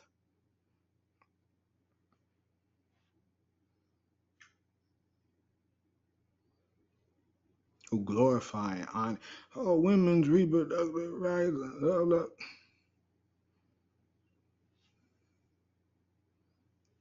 You want to hear women's reproductive rights? For my sisters who have had children, how long is your paternity leave, right? It's very short, isn't it? If you love women so much, you give them 1 year free paid time with their newborn children. How about that? That's reproductive, right? That's making the woman feel comfortable that it's okay to have children and care for their child and bond and at least give them a minimal foundation rather than just dropping them off into a daycare. That is a reproductive right. Mother-child bonding. You got a problem with females wanting children? Give them the ability to spend time with them so they don't have to look at their children as a liability and they don't have to put their children against their job and say, well, I need this money. That is a reproductive right, right? You are showing the women, our sisters, Jews and Gentiles, that you care about them when they give birth, that you care about their children. That's true words, not false. Cardi B wants to sit there and talk about you're not there for the postpartum. Stop filling the women with injections. Stop giving them all these pseudo and placebo medicines that do nothing for the body, that alter the minds, that bring more spirits. That's how you get rid of post-mortem depression. Because then the woman is sitting there saying, oh, well, the baby, postpartum depression. Oh, I got to get back to work. I'm not going to be able to feed my child. Give them a whole year. Give them a whole year. Be with their child. That's righteousness. That's caring for women. In those days, be ready. Wait, what? In those days, be ready. Be ready, you righteous ones, to raise up your prayers as a memorial and place them as a testimony before the angels. And they, the angels, shall bring the sins of the sinners for a memorial before the Most High. And in those days the nation shall be confounded, and the families of the nation shall rise in the day of the destruction of the sinners. In those days the women shall become pregnant, But they, the sinners, shall come out and abort their infants and cast them out from their midst. They shall also abandon their other children, casting their infants out while they are still suckling. They shall neither return to them their babies, nor have compassion upon their beloved ones.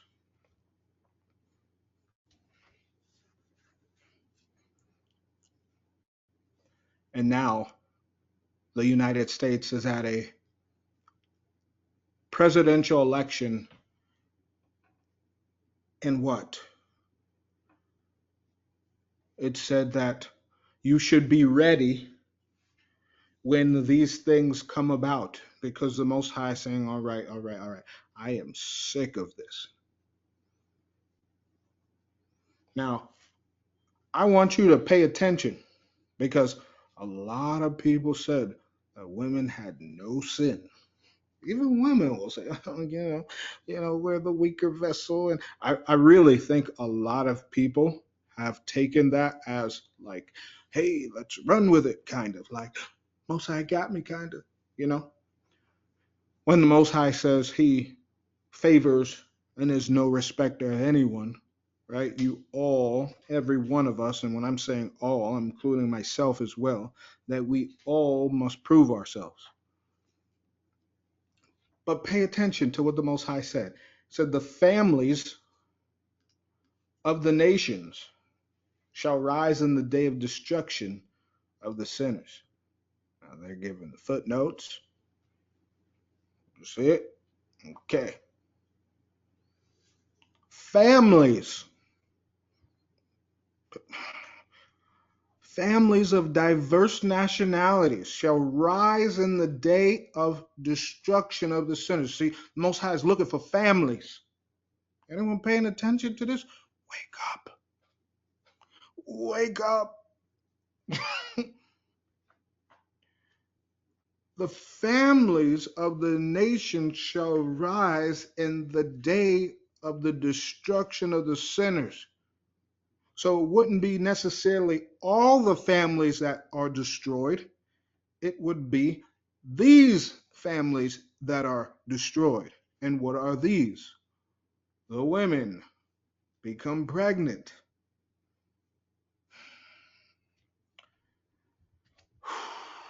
Now, this is talking about mothers.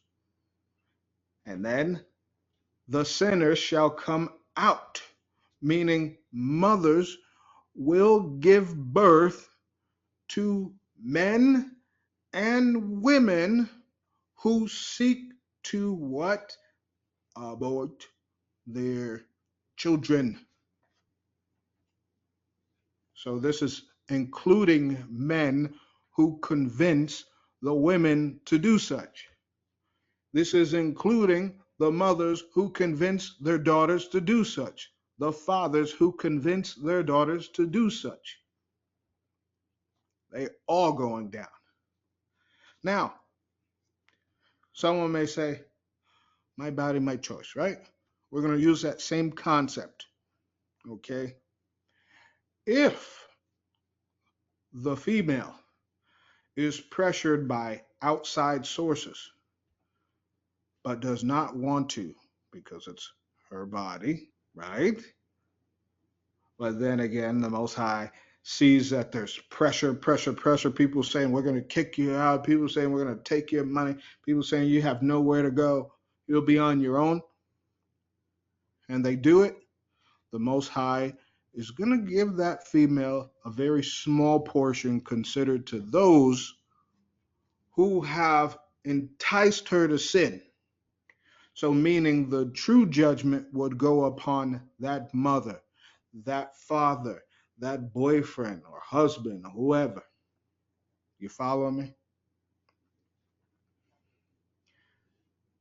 Now, but what we see, and you notice they don't share those situations where females are forced. Does anyone notice that? They don't share the situations where females are forced, right, to have abortions. They only say, oh, well, what happened to so and race? right? But more females are convinced to abort children rather than being raped. Look at the statistics.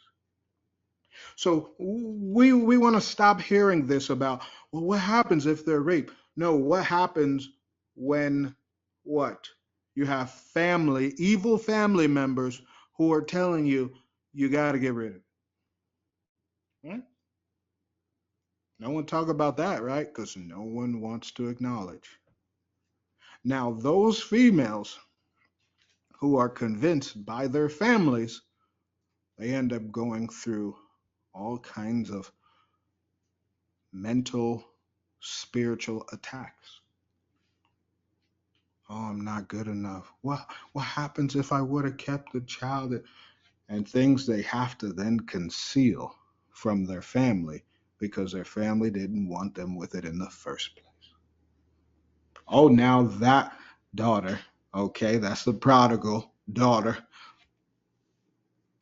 For those who were in that situation, the Most High loves you. Most High loves you. For those who chose to do it on their own, you got to do some answering, and judgment's coming. But it was such a blessing for us to read the Gospel of the Nazarenes to see what? That the Most High looks at the cause and the reason. So that meant that if someone was forced to do this, he's honoring that they were forced and it wasn't their choice. You follow me? Now, what is abortion? Let's look at it. Okay.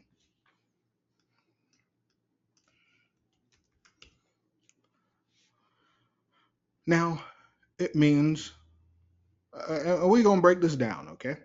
Ready? To miscarry, giving birth, to miscarry, to be aborted, to fail, to disappear. Okay, you ready? Ready? You followed it, right? Okay, that's what it means to abort. Now, this is a basic term now. Now, men who leave their children, they disappear, they abort children, right? Men abort children by leaving their children when they're supposed to take care of them, right? Showing you what? That only one side of the token has to pay for judgment. Because when the man aborts a child and a woman, he has to pay. When a woman aborts a child, which in that sense it's physical murder, when the father leaves, it's spiritual murder, it's emotional murder. Okay, now you have a problem on both sides. So now the Most High is also talking about the men too, as I shared. Yeah, yeah. And that in that case, this would be casting them out, or they shall neither return to their babies. Okay. Now some people may say, oh, well, what happens if I'm in a legal situation? Now, in that sense, you must apply Matthew 19 all the way at the end. For those who have given up children, wives, husbands, spouses, friends, parents, so forth and so forth. In that sense, that applies to the scripture. Okay. Same thing applied with Abraham when he sent out Hagar and Ishmael. Right? And just say, love you, but the Most High, there's too much going on here for everyone to work and be at peace, so you must separate yourself. All right. Now going back, it says, come out and abort their infants and cast them out of their midst. You see, The females putting them in trash cans, putting them in toilets, putting them in drop boxes. And then you have others who are abandoning their other children. Now, this is, oh my goodness. When I sat there and said, homeschool your children in a lesson years ago, look what the Most High was saying. Don't abandon your children. If you have to downgrade in life to make sure that your children are not indoctrinated by Lucifer, then you do so. But you see, the problem is money, money, money has become the focus, not family. I don't give a crap what no one says. You cannot, think about this now. You cannot sit there and say, I want a luxury life, a luxurious life, and still have time for your family. You cannot. And I want to know the person who disagrees. Go ahead, comment, go ahead, share, whatever. Send me an email. But there won't be none. You know why? Because more money means more time you have to spend away from your family, which means someone else has got to teach them, which means you've already destroyed the next generation by showing them that you put the child against the mother and the mother sees money over her own child. Instead of saying, hey, you know what? We got a bed. Hey, we may not even have a bed. We got a floor. You got clothes. You got food. Let's roll. Right? But they have conditioned the women to materialism. So by doing such, women always feel they need more money. And I'm referring to the worldly ones. They always feel that they need more money at the cost of their children. At the cost of their children. It says, casting their infants out while still suckling, giving them up, neither shall they return nor have compassion on their beloved ones. Again, I swear to you, you sinners, for sin has been prepared for the day of unceasing blood. Now, keep this in mind. It says, in those days, be ready, you righteous. When you see these things, do we not see them?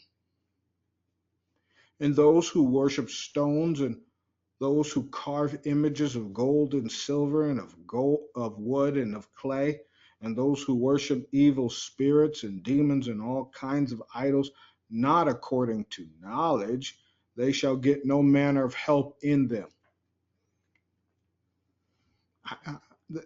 This kind of sums it up as we see it in the world. Christians worship the cross, Muslims worship the Kaaba, you have the Hindus. They worship everything. They worship feces. They worship rats. They worship cows. They worship the idols. I mean, there isn't a thing that the Hindus don't worship. You sit there and think about it. It's wild. It's wild. It says, so when you ask for help, understand, and this is why I shared with people, if bad things happen to you, and many bad things will happen to people, even those who are in the truth, because remember, the Most High says he's testing people in the furnace. Okay? So the unpure metals, meaning the unpureness from you, must be purged out You must understand that it's of no value before you become gold, which means if you have the wrong knowledge, you're going to end up going through a lot of things. Well, it's a purging process to get you away from the wrong knowledge and guide you directly to the right one.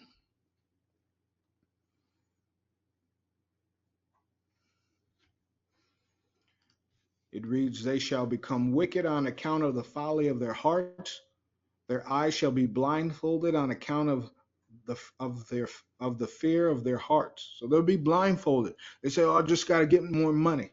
Isn't it strange, right?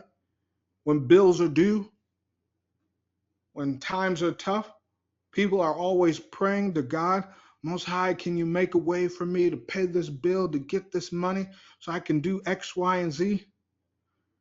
Rather than saying, Most High, I'm not going to pray for a way because you have already made a way for me. But Most High, what is it that you want me to learn in this process? What is it that you want me to do? What am I not seeing that you want me to see? That's what makes us different. That's what makes us separated. That's what divides those from the many to the few. Because many people beg, oh, Most High, please, please let this, please, instead of saying, Most High, what do you want me to learn from this? What do you want me to change about me? Obviously, you are the creator, right? He is the creator. You created every hair on my head, every skin follicle. You created my heart that I can't see, my veins, my blood. You created all this. So obviously, you allowed this and you had something at the end of what you allowed. So, what is it that you want me to learn? What is it that you want me to change? What is that you want me to stay away from? You see? But most people are going to pray for more money. Most people are going to pray for more jobs. Most people are going to pray for better jobs, not realizing that things are just going to keep getting worse. And because you don't have the Most High, or because your relationship is not the best with the Most High, protection only goes as far as your relationship does. I want you to think about it like Wi-Fi, right? Your protection only goes as far as your Wi-Fi. So if you start losing signal, if you start losing protection, certain things start happening. The Most High's like, all right, one bar drop, another bar drop, another bar, and then you start, man, this is going really slow. Your connection now has become slow. You're waiting almost. Your connection has now come slow. In order to get that connection back up to all 4 or 5 bars, you got to start talking to the Most High. You got to start being patient. You got to start seeking Him, seeking His will. This is what the Most High is saying with this Babylonian election. You are about to go through the worst times of your history, O Babylon, O America. And I'm begging you, I want you to beg and say, please, Most High, what is it that you want me to do? A lot of people, 300 and some odd million people, most 90, 90, maybe even 95, maybe 90% of them will perish.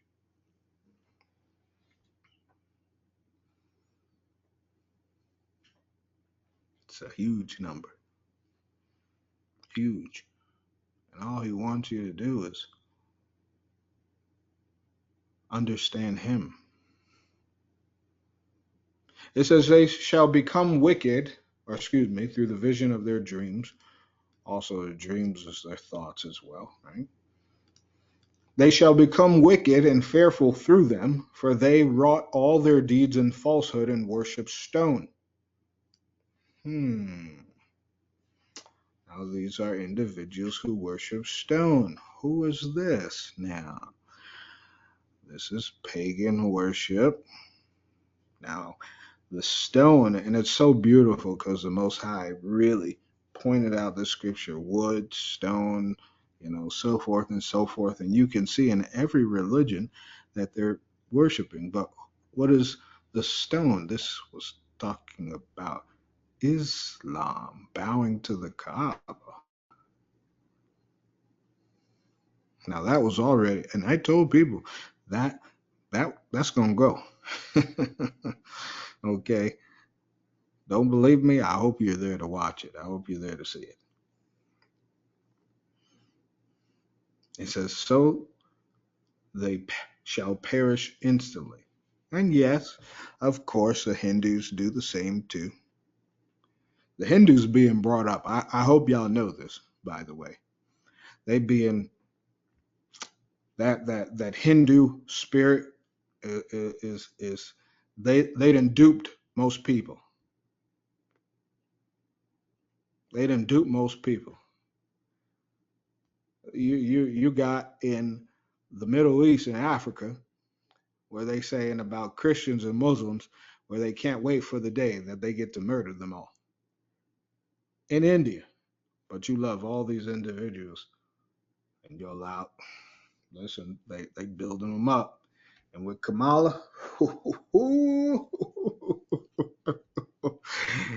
they gonna feel unstoppable. Plus, they got CERN, right? Excuse me. Plus, they got CERN. It says, "So they shall perish instantly. In those days, blessed are they who all who accept the words of wisdom and understand them, to follow the path of the Most High. They shall walk in the path of his righteousness and not become wicked with the wicked, and they shall be saved." Now, wait a minute. Wait, no, no, no, no, you hold on. Wait one second here.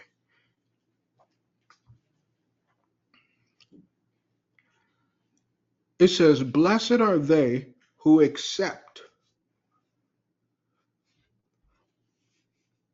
the words of wisdom and understand them, to follow the path of the Most High." Now, you didn't get this, did you? In order to follow the straight and narrow path of the Most High, you had to accept something. That means you hadn't done. That means there was a checkpoint. The Most High was like, "Hold on, here's a checkpoint now. I need to know if you accept X, Y, and Z." Oh, my gosh. Because I'm not letting you through here. I'm not letting you through here if you can't accept it all.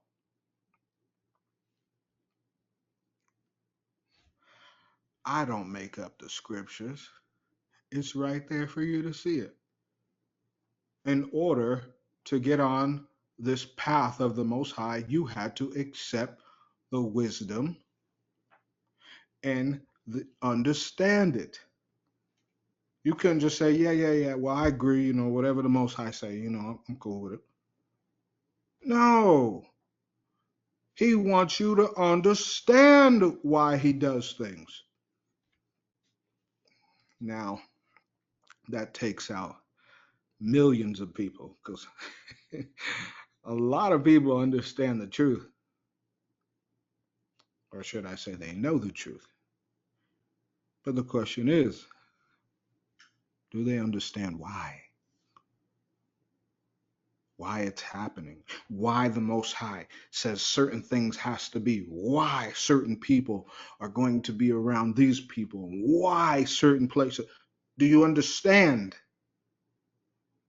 You have to understand, even for yourselves. Why? Yes, I'm giving you wisdom. I'm giving you knowledge. Everything here for free. Everything that I learn, I share with you. But then you ask yourself, do I understand why I'm listening to this? Why the Most High has brought me to this ministry to listen to this message? Why did I decide now? Why do I continue to understand this? Right? See, the Most High wants you to understand everything. Not just, okay, yes, yes, Master, yes, Most High, yes, Most High. He don't like the yesums. He like, okay, Most High, please explain to me so I can understand more. And it's not disrespectful to understand. That's what he wants. It says, woe unto you who spread evil to your neighbors, for you shall be slain in Sheol. Woe unto you who make sinful and deceitful measures, who acquire worldly knowledge, for you shall be consumed by it. And this is also why I said, be very careful. You're at the highest level of evil in the world, and Satan wants to just flood everyone with all kinds of things you can see. He understood the Most High's requirements. He understood the Most High's punishment. He understood. Okay, now we're stopping here.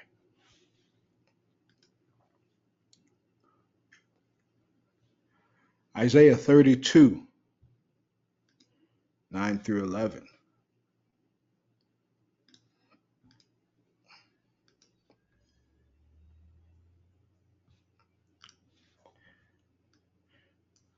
Now rise up, ye women that are at ease. And I read this before.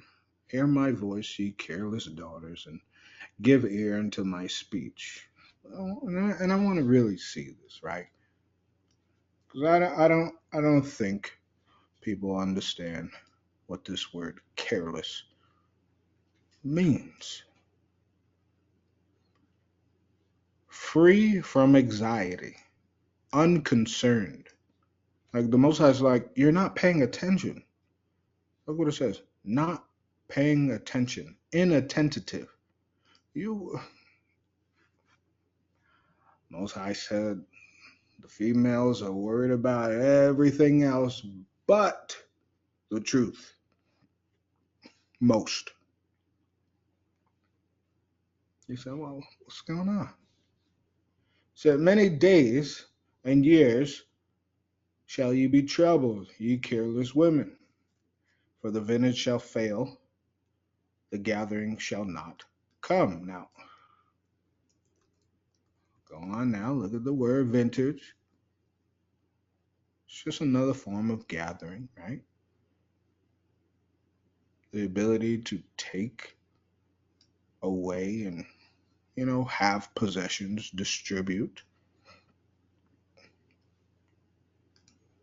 And the gathering shall not come. That also means gathering among sisters. It was going to be very hard. I mean, henceforth, you see the level, the amount of women in the truth is very small. I don't know if anyone's noticed this. I, I don't know. Like, seriously, I want you to sit there and think. The amount of women in the truth. Now, I'm not condoning every man out there who says they have the truth, but most of the people who are bringing out the truth is men, right? Now, maybe it's not all truth considered to the Most High, right? But truth, as in like the levels of the government and you know, all this and that, food and different things, right? And some people, there are some doctors out there who, and some people who are really good with food and all the chemicals and stuff. All right, but there's levels, right? And then you have a lot of men who are out there trying to somewhat and I give them credit, trying to help out other people and show them the evils. Hoping, and myself as a minister, I hope that they're not beating a dead horse, which some people do, but that's neither here nor there. But it seems to be that there is very, very, very few women in the truth. Kind of scary, isn't it? I mean, the Most High is calling women careless. This is not just the children of Israel, this is women in general. He's saying, you're not paying attention to me, the Most High. He says, strip you and make you bare, and gird sackcloth upon your loins. They shall lament for the teats, for the pleasant fields, for the fruitful vine. Upon the land of my people shall come up thorns and briars, yea, upon all the houses of joy in the joyous city. Hmm. Hmm. The time. The time. The time isn't to be careless, but is to pay attention. Now, this was really important. Upon the land of my people shall come thorns and briars. Now, if you understand the sower seed, it says people will be trapped in thorns. The thorns are cares of this world. A lot of our sisters, whether it be Jew or Gentile, in the truth or not, guess what? They are heavily into the world.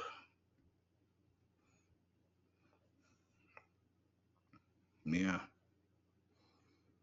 they're heavily into the world one way or another, maybe not in all things, but we have to kind of shift that mind to say, hey, sisters, wake up. But for those of the sisters of you who are in the truth without devastation, praise the Most High.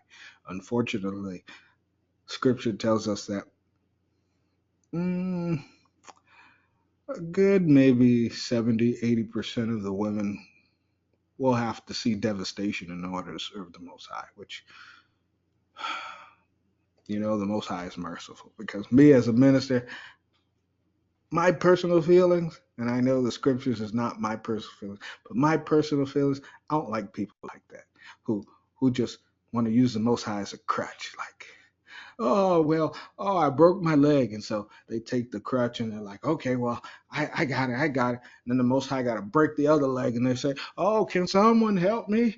Oh, I tried it on my own. Well, you was never supposed to try it on your own. You're supposed to live by the Most High,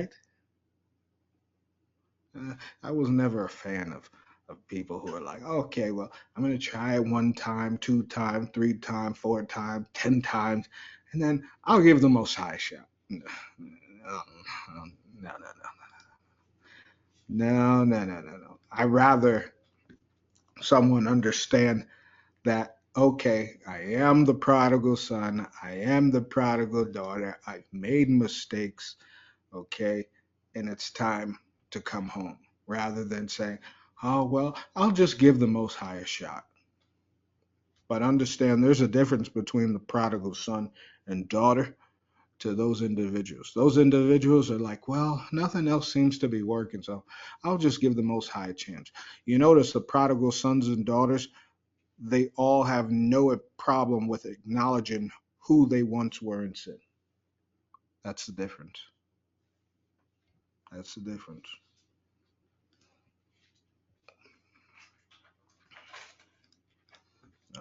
Next one is Jeremiah 7 and 18.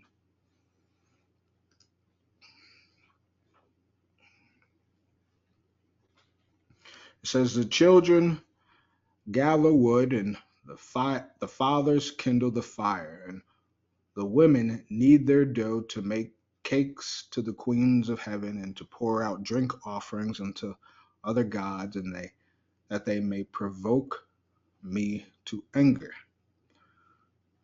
Now, if you read this whole thing, and this is quite hefty, okay, and the backstory of this is that the men didn't want to do this, but the women said, and I think it was Ezekiel who went to them and said, "Oh, you know, the Most High doesn't want this," and they were like, "Well, our men are going to do what we say, and they're going to do this." And Ezekiel was like, "Stop this now." I think it was in Ezekiel. Yeah, it was in Ezekiel, and and they said, "Stop this now." And the women were like, "No, they're going to listen to us."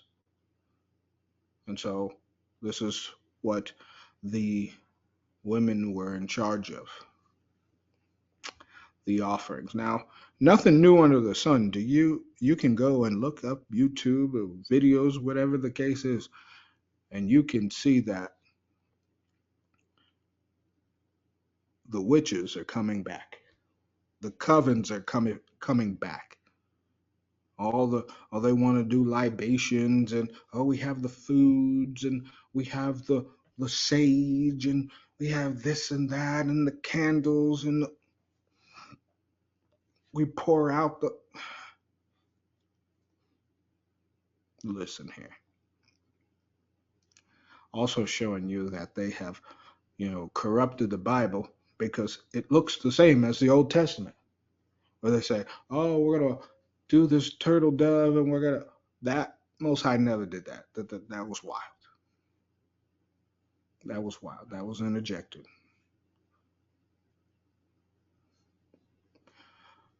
But it's very important to understand here, sisters, and a lot, because we know like mothers and grandmothers, and sometimes fathers, and you know, uncles, right? But a lot of grandmothers, everyone will surround that grandma's house, right? Or that favorite auntie's house, right? And get together and be all in that tradition, right? A tradition. That tradition. How about we start a new tradition? How about we start reading the Bible?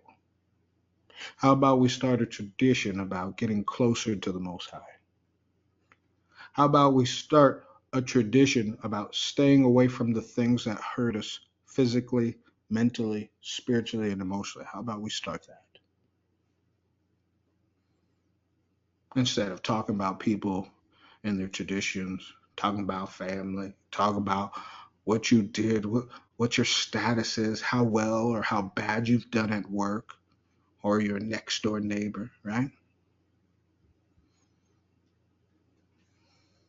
Because that's what they do at these traditions. That's what they do. And poor children, right? Poor children, they don't know what they're gathering the wood for. The father's just like, happy wife, happy life. And the women are like, that's right. You best listen to me.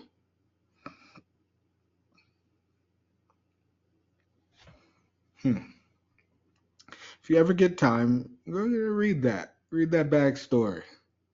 It's wild. It's wild. Okay. Not very good at all. Not at all. Okay. Ezekiel. I'm going to go 13, chapter 13, verse 16 through 23. One moment, please. Thank you, brothers and sisters, for your patience and that brief pause. All right. Right into the scriptures. So, Jeremiah, oh, excuse me, Ezekiel. I apologize. Thought I changed it.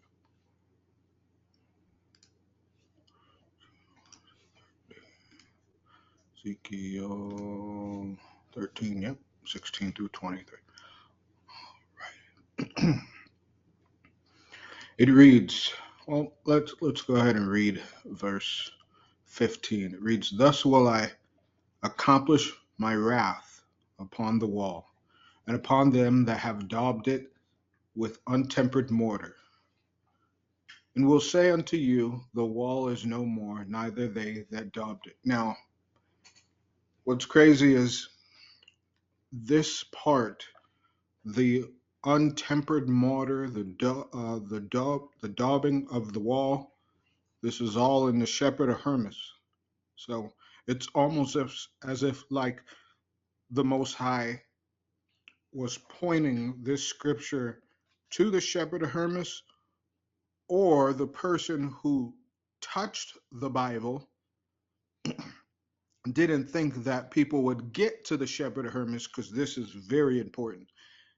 If you have the ability, and if you have not, read about the wall. Okay, this is not the Babylonian wall. This is the wall regarding the kingdom and the tower. Okay, very, very important. Very, like life threatening important. It says, to wit, the prophets of Israel, which prophesy concerning Jerusalem, and which see visions of peace for her. And there is no peace, saith the Lord God. Now listen, listen, listen, listen, listen. This is those individuals of the children of Israel, the men of Israel, who are telling their congregants, we got a few years in this sinking ship. We're going to be all right. No, no, no. That's not how this works. The Most High said he's coming for you for lying to people, not sharing with them the severity of things. There is no peace. And I want you to understand, the last person that blasphemed the Bible was Obama. Now, of course, Trump blasphemed the Bible by saying he believes in the Most High. He also blasphemed the Bible by making a Bible.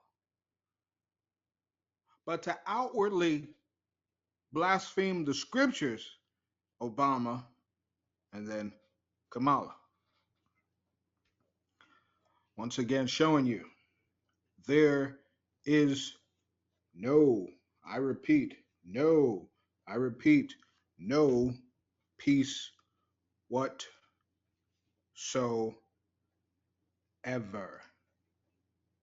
Okay. Now, someone shared this with me. I thought I'd share. Let me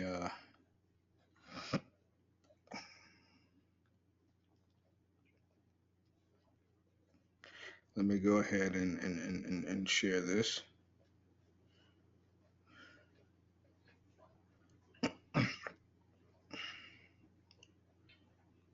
What's going on here? Where's that?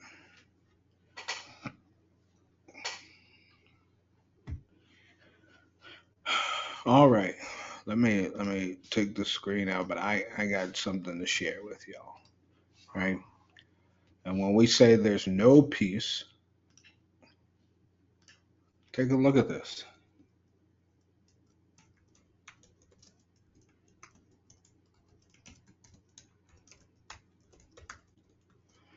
Remember, pay attention to these wordage, to the wordage, because now everywhere you go,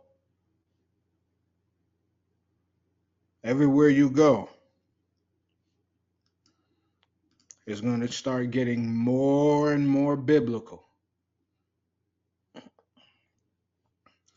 It's going to start getting more and more biblical. The question is, are you going to pay attention? So, saying there's no peace. Now, we could care less about Trump as a person. He's chosen what he's going to do. Son of Satan, obviously. It says he could go to jail For Donald Trump, election day is also judgment day. Now, I don't really care about Trump as an individual or Kamala as an individual. What I care about is people understanding the truth. What I care about is people being prepared. What I care about is people being spiritually, physically, emotionally, mentally ready, as does the Most High, our Father in heaven. When they start using this verbiage, we know nothing happens to the sons of Satan, to the children of Satan in this world. And Jeffrey Epstein is probably somewhere doing what he do. They gave you some false, bogus picture of him being, you know, off in a prison cell. Because what? Listen here.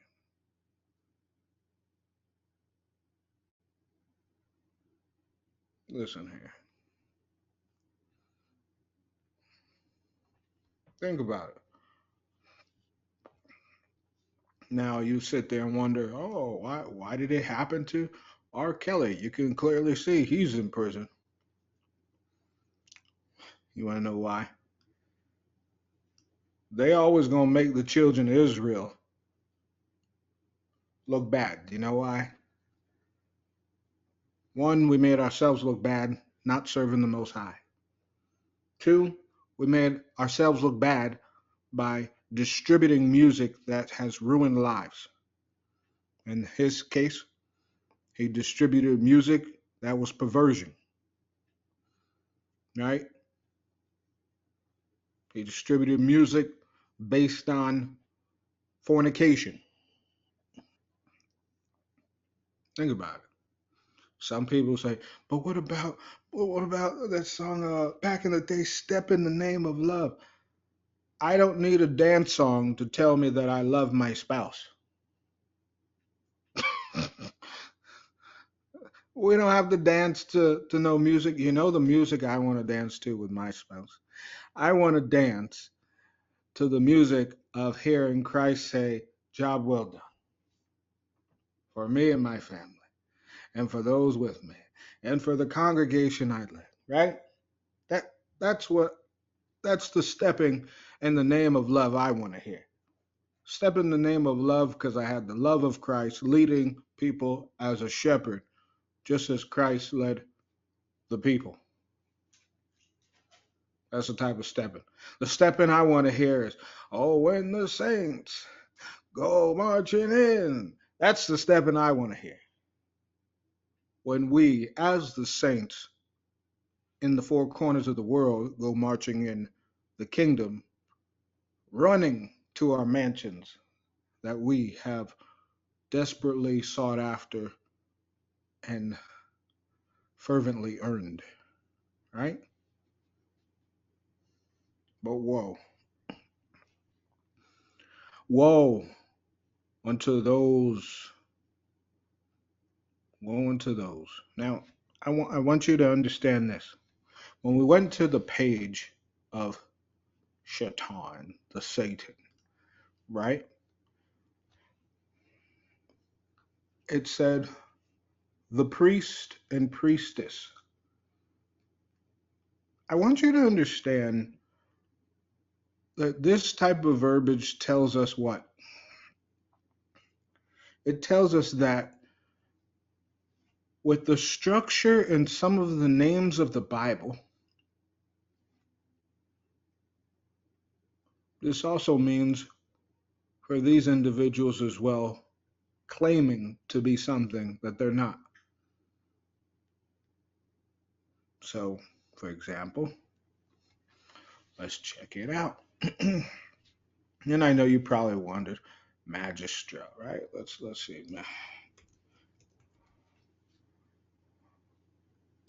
Magistrate, a civil officer. Now, let me hold on to your tea. Right? Someone's gonna arrest me one day. Most High, you're with me. Hold on to your teacups, okay? We're gonna do something.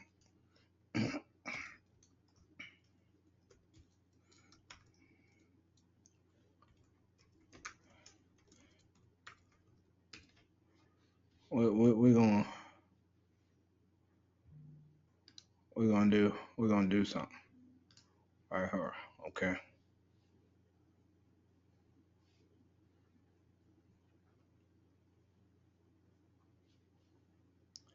And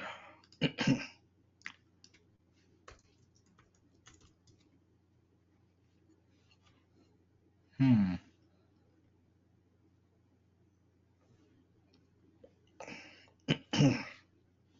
we're gonna do something right here. Okay, right here, right here. Here we go.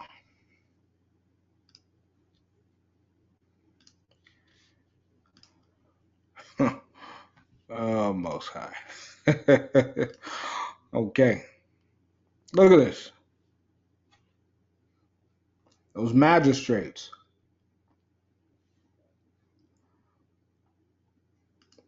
What is a magistrate? It's a civil officer,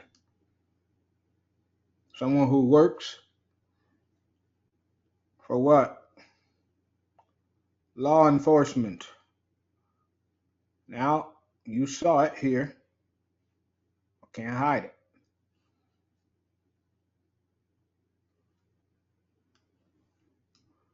Now, unsee this. Where is it? Unsee this. Pentagram, pentagram, pentagram, pentagram, pentagram, pentagram, pentagram, pentagram, pentagram, pentagram.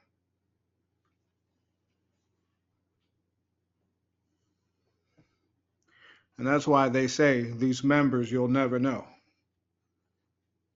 That's why. Symbols, words. It used to be, the truth used to be what? People say, oh, look at that symbol, look at that symbol. Now it's the words, brothers and sisters. Now it's the words. Pay attention. Pay attention. Hmm. I'll make this up. They did it to themselves. And then you look at the word marshal, like an air marshal, a high officer of the royal court, stable officer. Hmm. That's right. Can make this up. A servant. That's right. A servant of who? The government.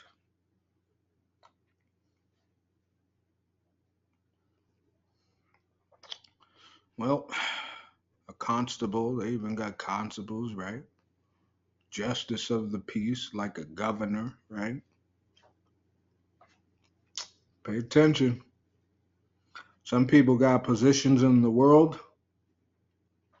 See that police officer? Some people got positions in the world not realizing they work for these people.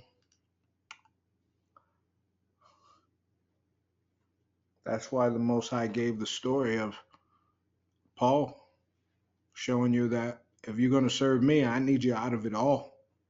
You can't just be like, yeah, Most High, I love you and keep these jobs. Nope, sorry. You're going to have to compromise, and anyone who has those jobs, those type of jobs, and says they have not compromised, well, the devil is a liar. Because when I was in the army, guess what? I was searching to serve the Most High, but I still had to work on the Sabbath. You think they gave me holy days off? No. Okay? No, no, no, no, no, there's no soldier. Are you crazy?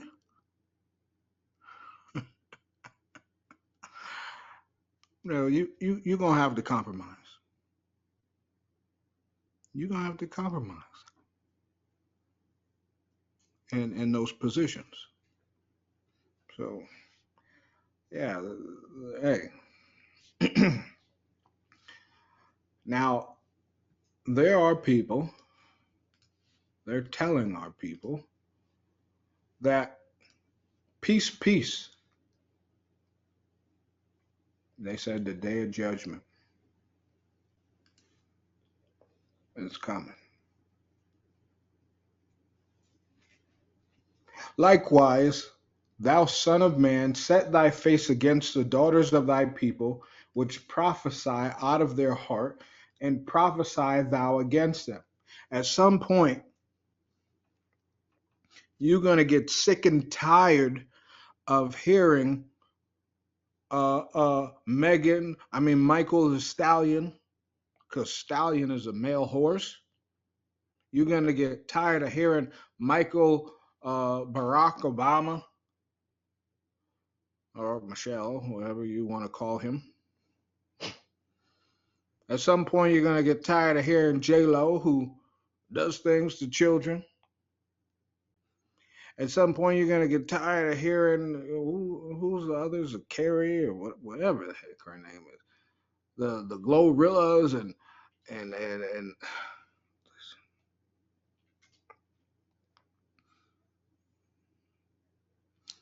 listen here, the Cardi B's.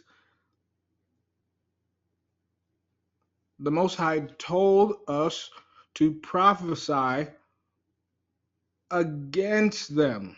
Prophesy thou against them. Because the Most High was telling us that they're going to use other women to rile up the women emotionally. Oh, well, the single mothers. And then the Most High, there you go. There go all the single mothers. What if he already aped me? And there go all the women. Well,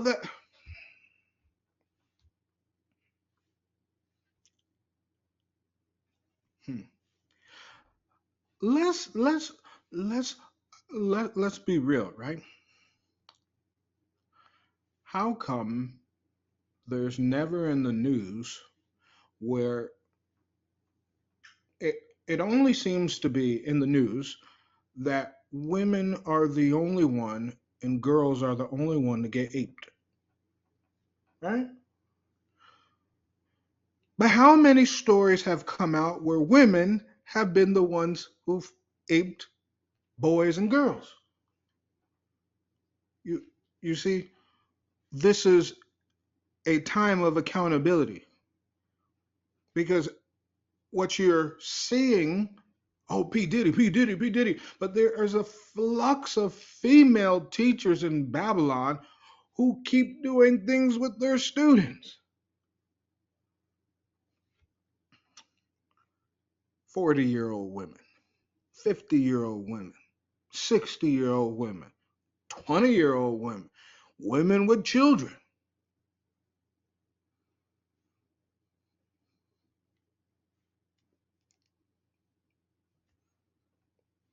We're supposed to prophesy against these things. Why is it that they hang the carrot of deceit to our sisters, Jews and Gentiles, hang a carrot over them like they're a little horse. Like, hey, okay, this carrot is called aped. And whenever we say it, you're all gonna flock. Oh, but he ate me, he ate me. Oh, can we get a statistic on how many women do that to children? Because there's a lot. There's a lot. I mean, let's think about it now. Let's think about it. How many mothers have dated men who've allowed men to do things to their whose fault is it? The women. You allowed people to do things to your children for the sake of you not being alone. We're not talking about those things. Why is it that it's always the victim card. Oh, Baka, enough. The Most High said, prophesy against these things. Prophesy against them.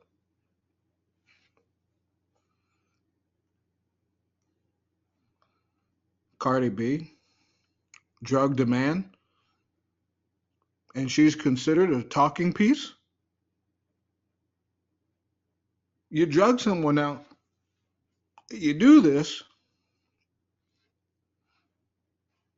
and if a man does that, he's gone forever. But first, they're going to drag him and his family and anyone who supports him under the mud. And then they'll bring him down. But a woman does this, she gets a podium of one of the highest spectacles in the world. Kind of strange. And I don't follow this, but recently there was this whole thing about Michael the Stallion, who lied on this rapper that she was dating or whatever the case was. And you lie, and this person got prison time. That's that's okay to have this person dancing and shaking and talking, and these are the people that are convincing little girls, young girls, teenage girls, young adults, older adults, elderly women. These are the people that are convincing them to vote for this Hindu god.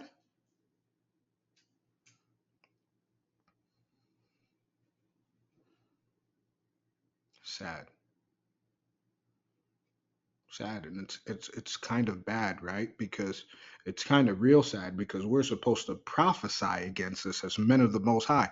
The women, now, this is about accountability. I love you all, sisters, Jews and Gentiles, but this is about accountability. They have taught the woman that, hey, the man is to come to you. The man is supposed to care for you. The man should never leave you. The man should never leave your children. But the minute a man talks and says, hey, I'm in charge here, you don't listen to him. Do you know how many situations could have been avoided should mothers and daughters listen to their fathers? But, oh, honey, that's just, we were kids, just let it be. The father's like, heck no. You ever notice how fathers are wanting to get physical when things happen? And there was a social media, right? It actually just came out. Let me see if I can get the clip for y'all, right? There was something that happened where a father caught a boy in the house with his daughter. And you know what the mother did? She had the audacity to go to the father and say, how dare you put your hands on my child? And the father said, in your right mind, you can sit there and curse me out and tell me that I'm wrong for protecting my daughter. This is this is what empowerment and lack of accountability looks like. Right? That's what it looks like. I'm gonna show y'all because this is horrible. It says, father catches a boy in his daughter's room. The boy's mother confronts him.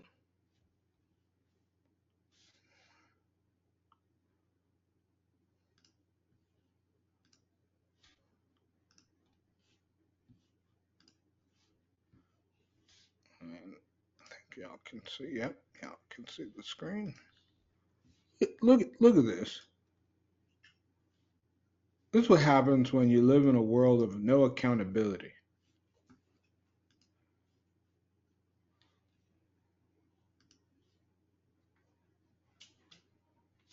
One moment. One moment. Something happening here. I don't know what's going on.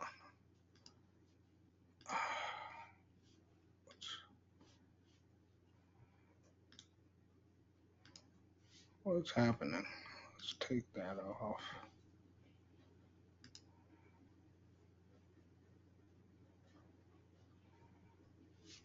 Okay. Let's take that off. And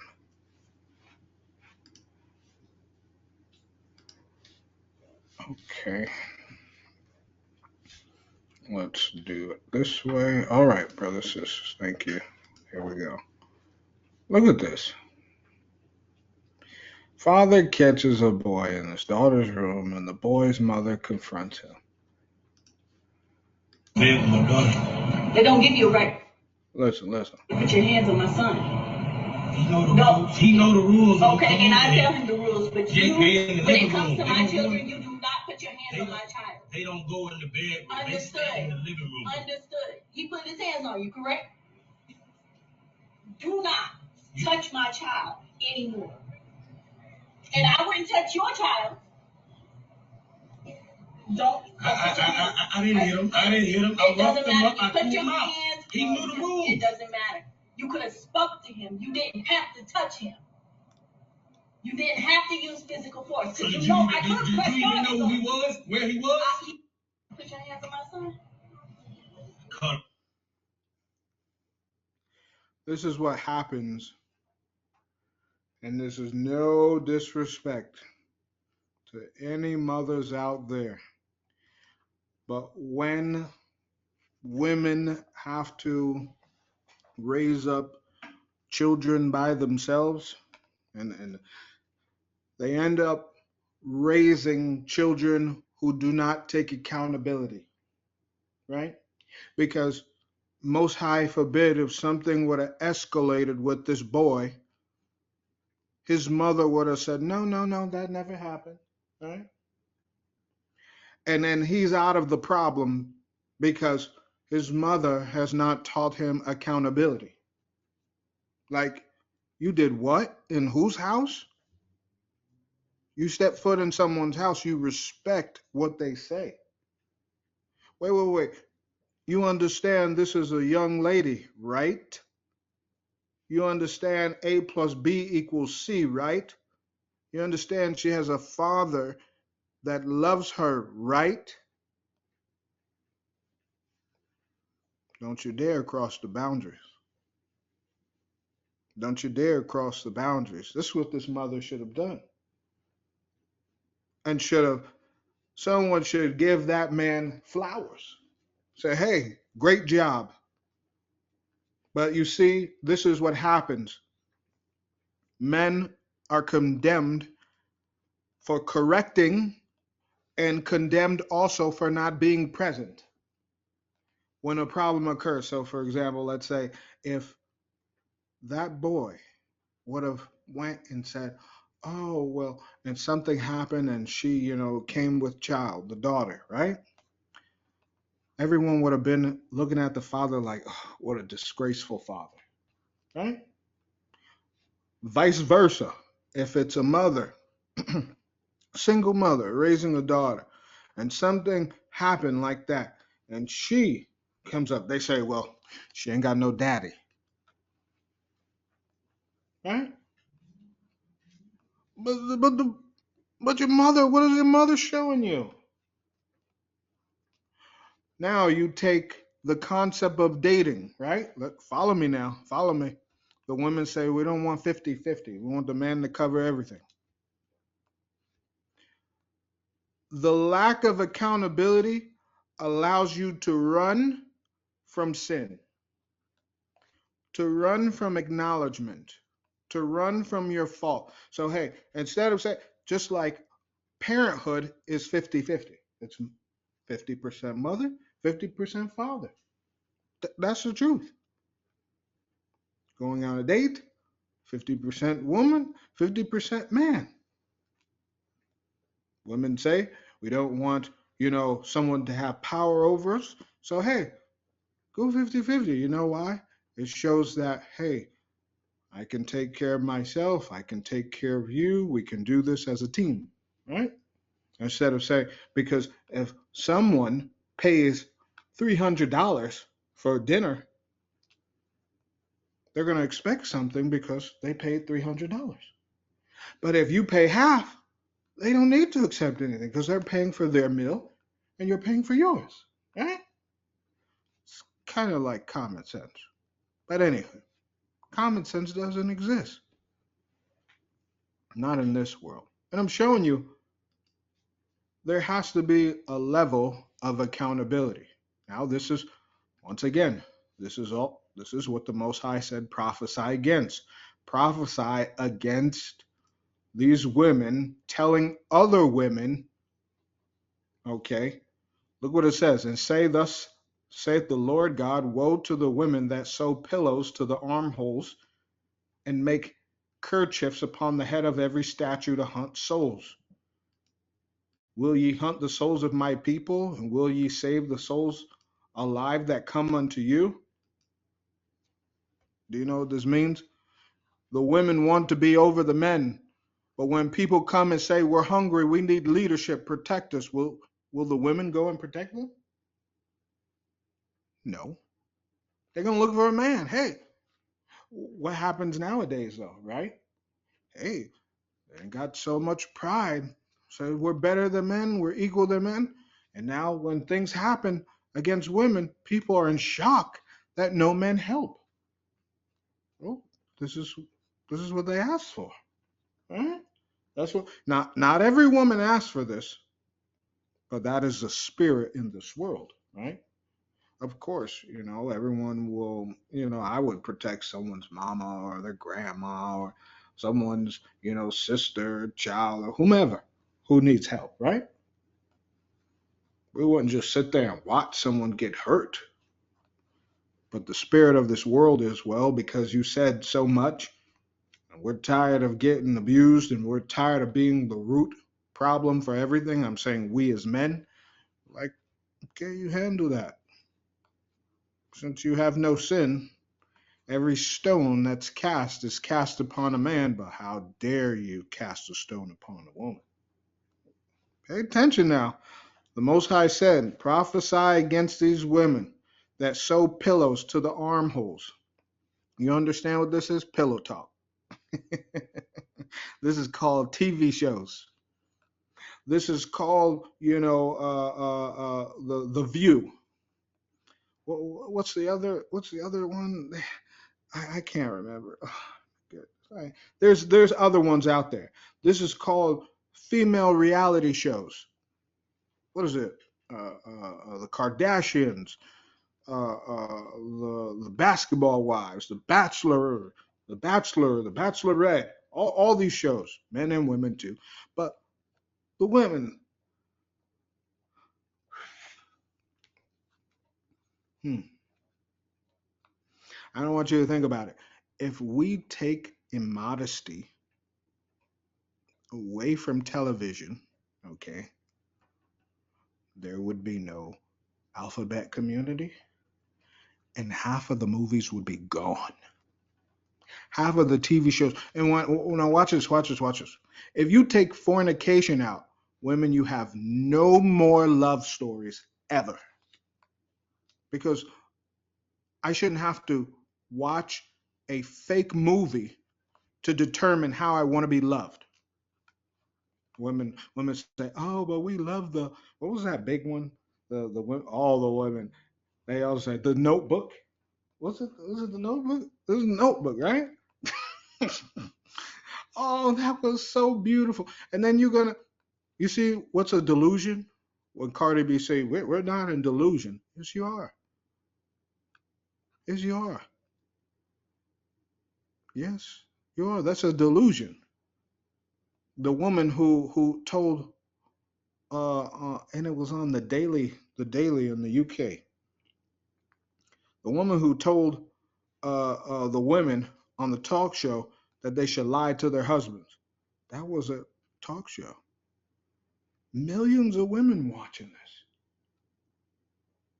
Millions of women knowing that, excuse me, men we're supposed to be protectors, which means what?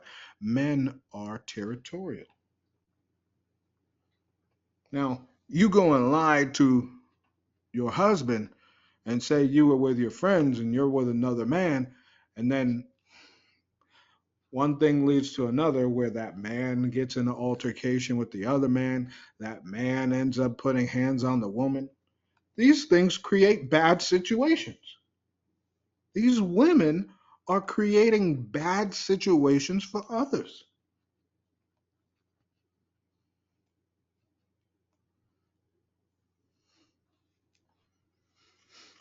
The pillow talk, the whole gossip talk. Oh, and there's this one Gen Z. She sits in a bed and talks to celebrities while they're in the bed. What?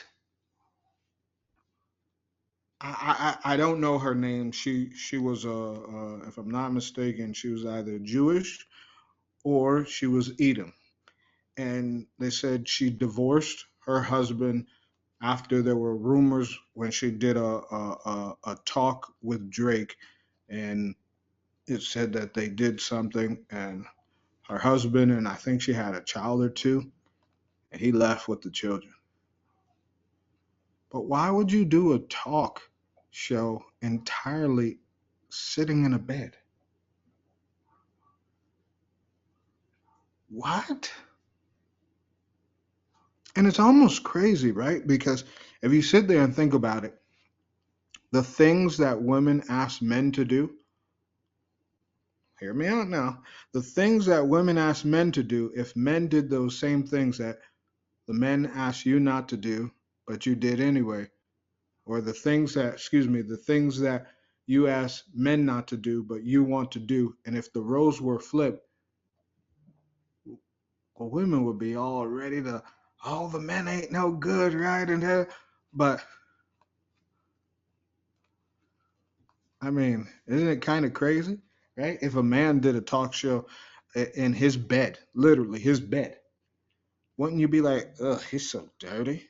What is he trying to say, right?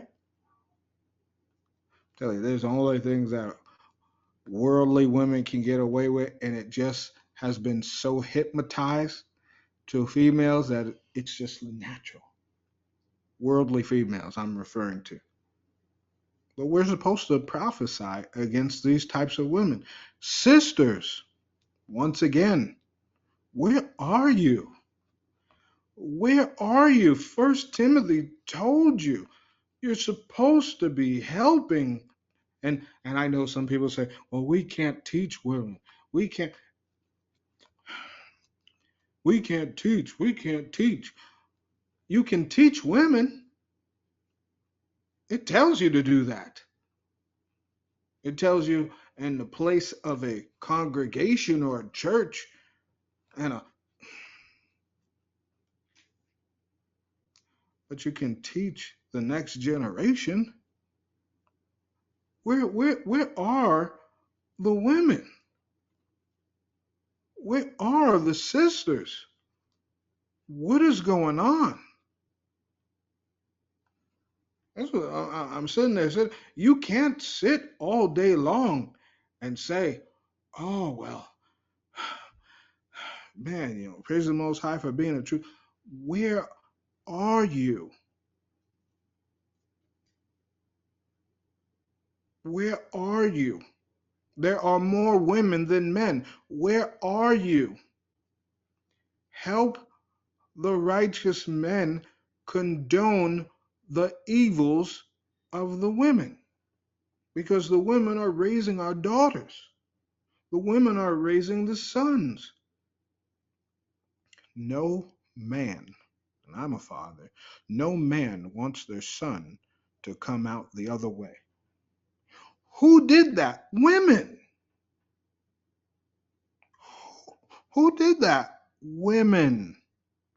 We need the upright women to come on now. And I'm going to keep it all the way real. There's many ways to sit there and teach them not to condone these things. You can make a video explaining in the scripture. You can even create things where you can show them, hey, give them an alternative option, a righteous option to do something to talk about in the world, to the point where you're not necessarily teaching, but something that resonates to women, right? Because even for us men of the Most High, the ministers, it's hard out here. It's hard. The Most High says that people like J Lo, Megan Thee Stallion, Michael the Stallion, Kamala, all these women, and what was it? Jennifer Gardner. I know she had did that Christian movie. She ain't living so Christian. She didn't change her children's gender, but you're gonna do Christian movies. All right, man, get out of here. Go on now. We tired of this. It says they hunting the souls. The Most High said they're hunting the souls of His people. Do you understand how you hunt? Think about it, right? You see nations go in the woods, right? They camouflage themselves with the leaves and the trees, right? First they camouflage themselves, and then they sit and they watch, right? Sometimes they even do what? They put out bait. They put out bait. You have to be able to teach our people what bait looks like. Because with bait, there's a trap. The bait you're going to like. I think it was a catfish, right? You go and I used to catfish. No, I didn't eat catfish, but I used to catfish with my uncle and catch catfish. And I think it was they eat corn, but they wouldn't eat worms. There was one fish that they would just eat corn. I think it was a catfish and not worms. Understand that Satan works the same way. What is going to trap you is not going to trap the other person. But you got to find that, right?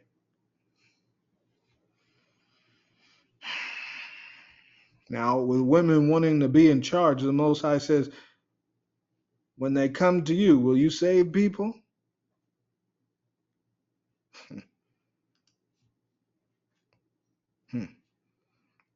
It says, will ye pollute me among my people for handfuls of barley and for pieces of bread to slay the souls that should not die and to save the souls alive that should not live by your lying to my people that hear lies?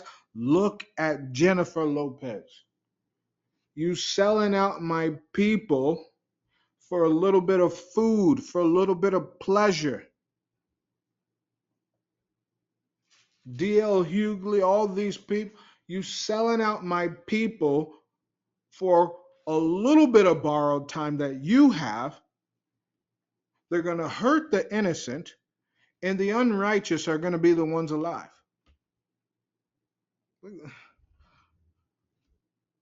Come on. Look at the Most High saying, what are you doing to my people? You sitting there sending them knives. Oh, and she better not lie to my face. I believe her. I believe her.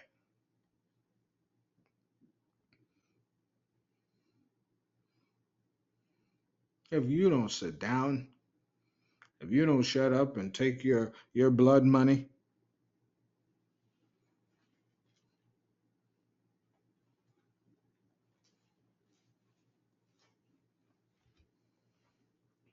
by lying to my people. Wherefore thus saith the Lord God, behold, I am against your pillows, wherewith Ye there hunt the souls to make them fly. What? And I will tear them from your arms, and will let the souls go, even the souls that ye hunt, to make them fly, meaning make them to be a spectacle for themselves. Ooh, look at those stupid idiots over there listening to us. The Most High said, I'm going to save even some of the people.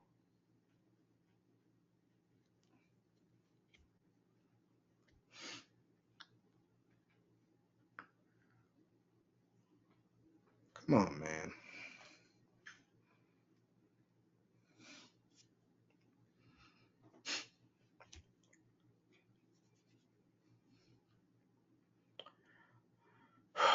My goodness.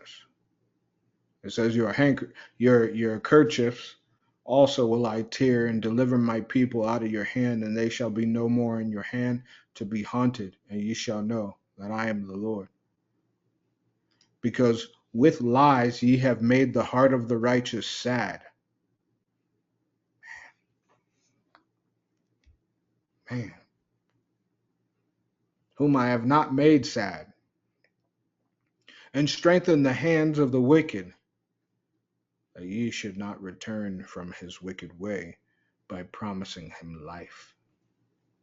Therefore ye shall see no more vanity nor divine divinations, or I will deliver my people out of your hand, and ye shall know that I am the Lord. Now, I want you to check this out. Now, this is begins to also switch from women and male pastors, elders, and so forth, because it says what? Ye have made the heart of the righteous sad, and strengthen the hands of the wicked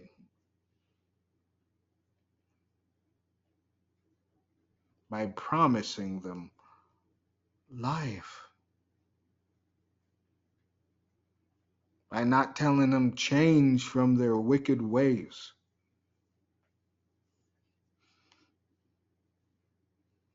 Now, I want you to keep in mind how many evils happen in the church. Think about this. How many evils happen in churches? How many, even in the congregation? There's like, I mean, good grief. And you sitting there, people have so many things to offer, and they just like shut up or do this or do that. Some of y'all know who I'm talking to. I'm talking to some of y'all. I'm talking to someone you know. Talking about someone you know.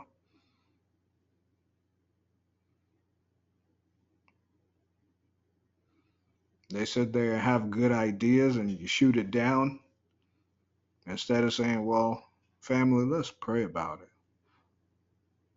I know the times is rough. Hey, just keep in mind, no matter what you do for the Most High, remember, keep your eye on the prize. That's to endure until the end, to be saved, to be crowned by Christ, to stand worthily before Him, no matter what you do. This is what they're supposed to be encouraging people, but they give them lies. They tell them what? They tell them peace when there is no peace. They tell them peace when there is no peace. They tell them peace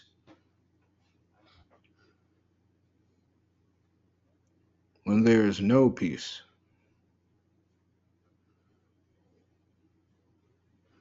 Now, Isaiah 3 and 12. Excuse me. It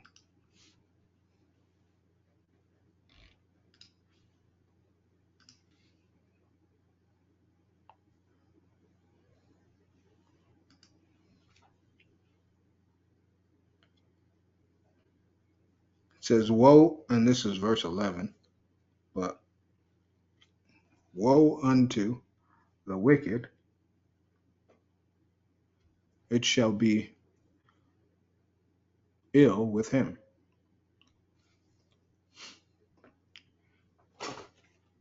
Excuse me, I'm gonna blow my nose real quick. Give me one quick second. I apologize.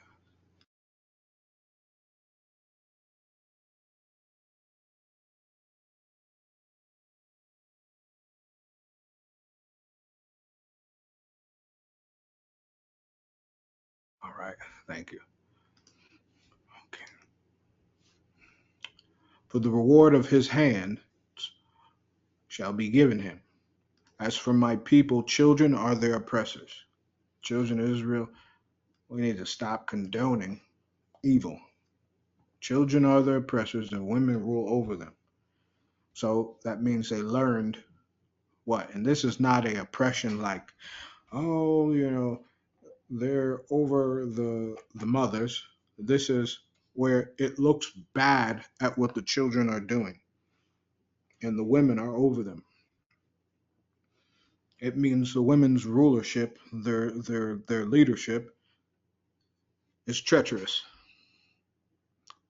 That's what it means. It says, "O my people, they which lead thee cause thee to error." Now it just said the women rule over thee, which means what? A lot of the women, the Most High is saying, not me, is in charge of sons and daughters going astray. Now let that sit in destroying the way of thy path.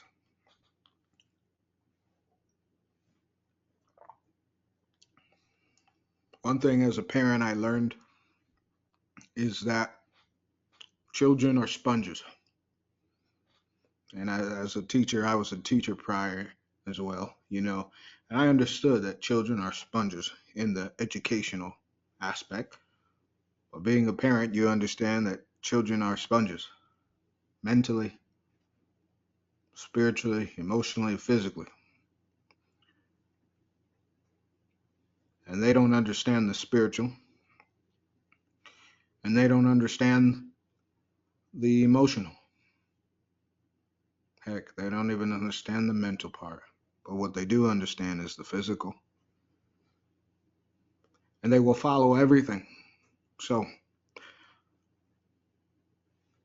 when you have children around,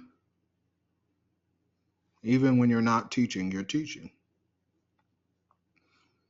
So, for example, if a single mother, brings over friends to the house, let's say if she brings over female friends to the house, and they start talking about other people, even though you didn't invite your child to do that, you're teaching your child to talk about other people. Fathers, if you teach your children about style and clothes and riches and how to impress people, that's what they're going to base their life upon. How to impress another person. Oh, I need this pair of shoes. I need this kind of hairstyle. I need this kind of shirt, these kind of pants. Me, as Israel, I never understood how people could pay so much money for a pair of pants. Blue, light blue, black, I'm on my way. Right? What? I didn't get that. Hey, whatever. I didn't get it.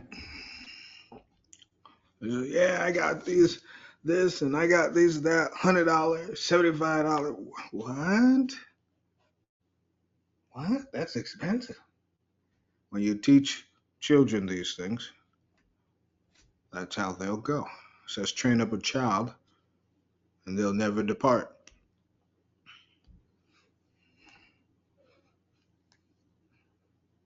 When a mother goes and, let's say, drops her children off to the grandparents' house, hey, mama, I gotta go somewhere, I gotta do something, your children are gonna end up doing the same thing.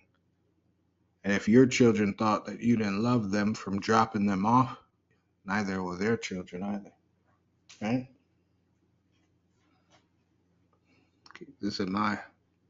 You want to talk about stopping generational curses, generational evils? Acknowledge what your family did, and then you won't even do it again. See that? Uh oh. Uh oh. Uh oh. Because at some point, like I said, you ain't a hero in everyone's book. Think about it. Think about this, right? And I'll use myself. If I don't raise my children right, 20 years, and I'm just saying hypothetically if there was, right? 20, 30 years from now, they'll grow up and say, what was my dad doing? Why didn't he teach me these things, right? You know why I say that?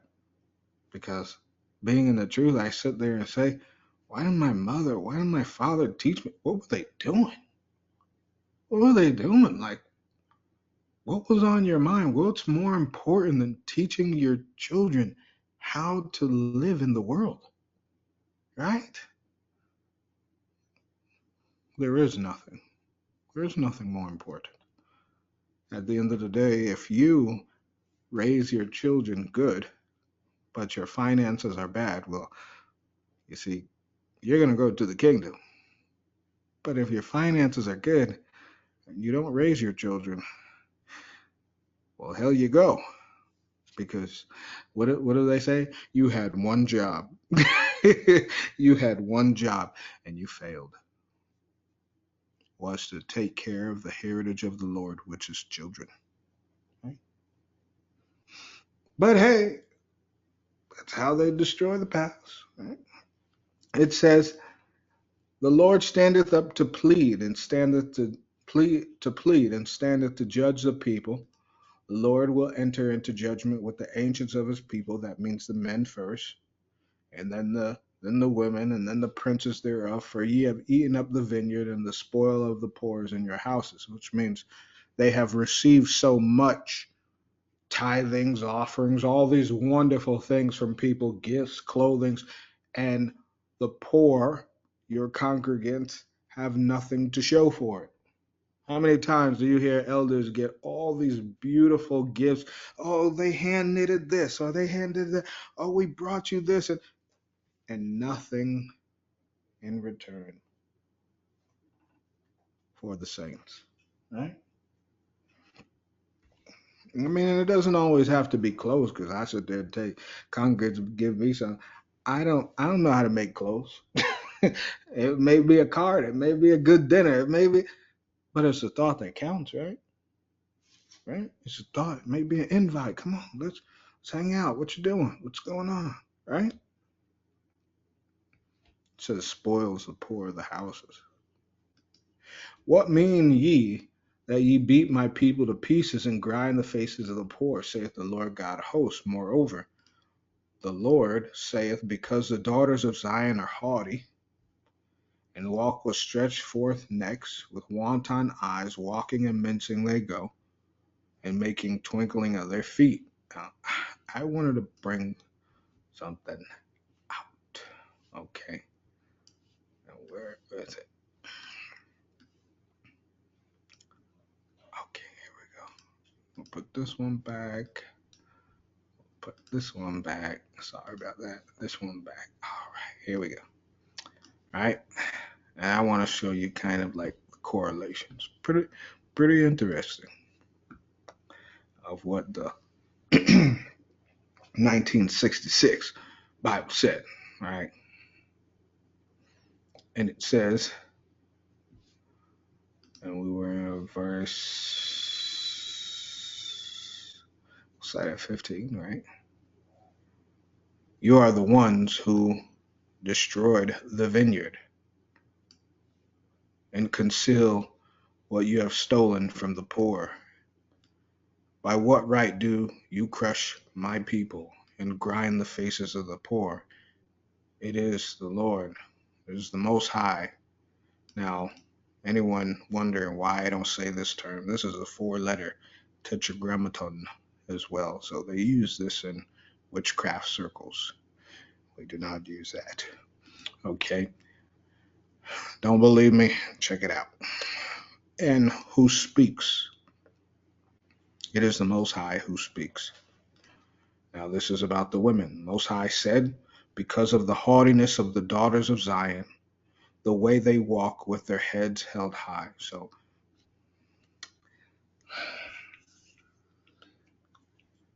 someone's gonna be upset with me. But like, switching your hips, that's not righteous at all.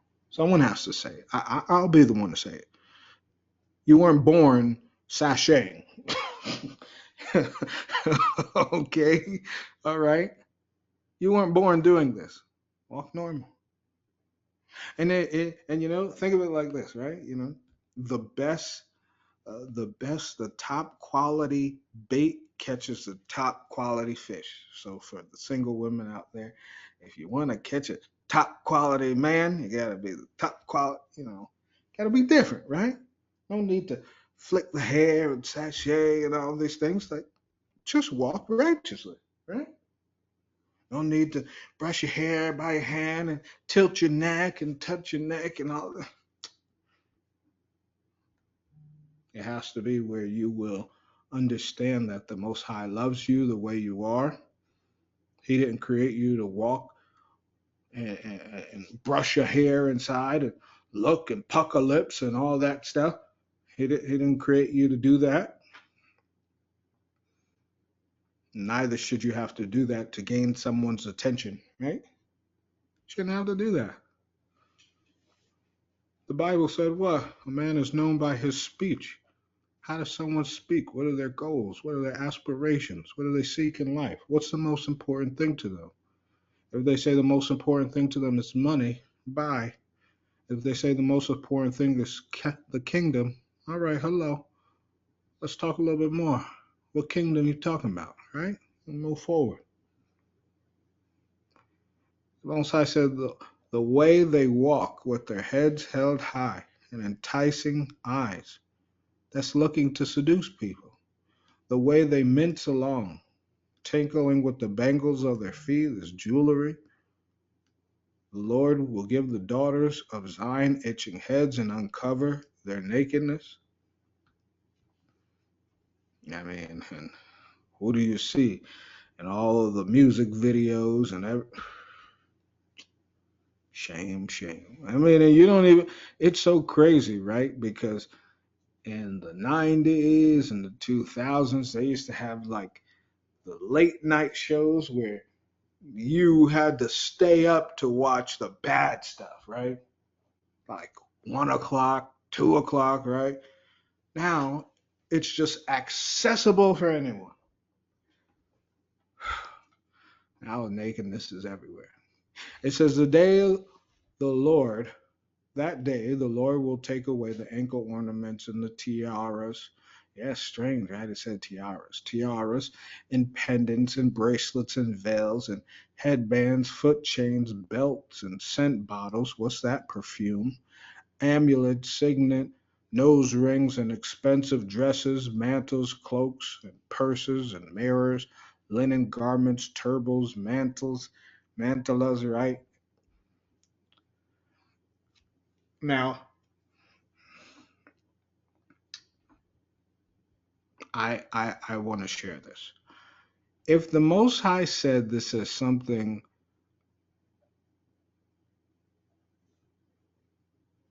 that was attached to women who were not righteous, wouldn't that mean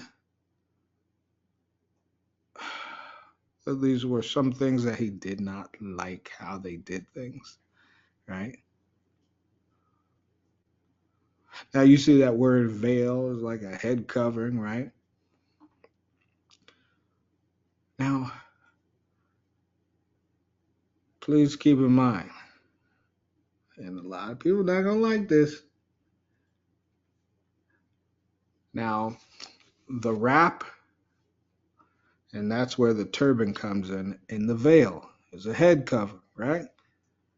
In culture, depending on where you live, some people do the head wraps, Depending on where you live, some people cover their hair. Most High is paying attention to how it's being worn, how modesty is being projected. Okay, not by, oh, uh, well, I gotta match this and match that. And the Most High don't care about no matching. The Most High care about you matching your heart with your words, right? Hmm, I'm just saying. But anywho, the Most High, and these are these things. I want you to understand these things that the Most High says He hates. These worldly people that they have, trying to seduce these women to vote for these people. This is what they stand for. They promote all this filth, right? Cardi B, when she, how you gonna promote music and won't even let your own child listen to it? I make music. It may not be the best, but my children listen to all my songs. They love it. But you won't let your children listen to your own music. That means you're an embarrassment, right? It means you're a disgrace. Shameful, shameful, shameful. Lamentations 4.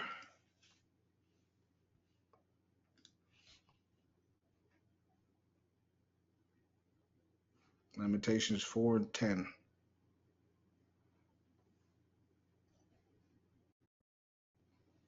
It reads, with, and I don't know. I actually put in that scripture. I wasn't trying to read it in that one, but it says, I'll read it anyway. With their own hands, tender-hearted women have boiled their children. What? With their own hands, tender-hearted women have boiled their children.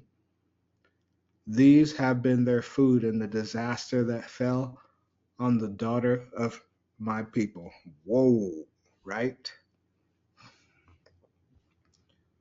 I want you to understand that the Most High is saying that there's a lot of evil that women do when they have their own children. It says, the hands of the pitiful woman have sodden their own children, and they were their meat in the destruction of the daughter of my people. Now, think about this, right? Some women get what? How do you destroy your own children? Well, in the United States, like I think it's in order to get WIC, right? You have to inject your child with vaccines. So so that you can eat, you're gonna inject your children. Some women get more children just to get child support and different things and get more money.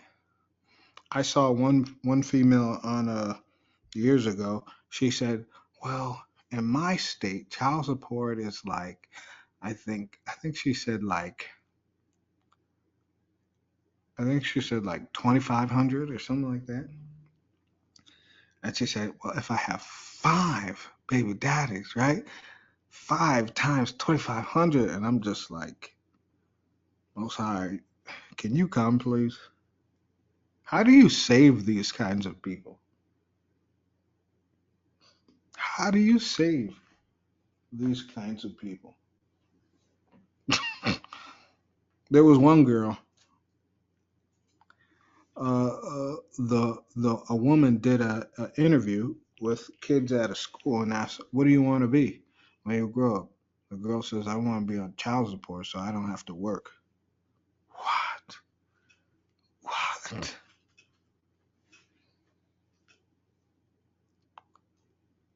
Yeah, boiled the children. These have been their food in the disaster. That means you use children to get advantage because they ain't taking care of the children. They use them for an advantage.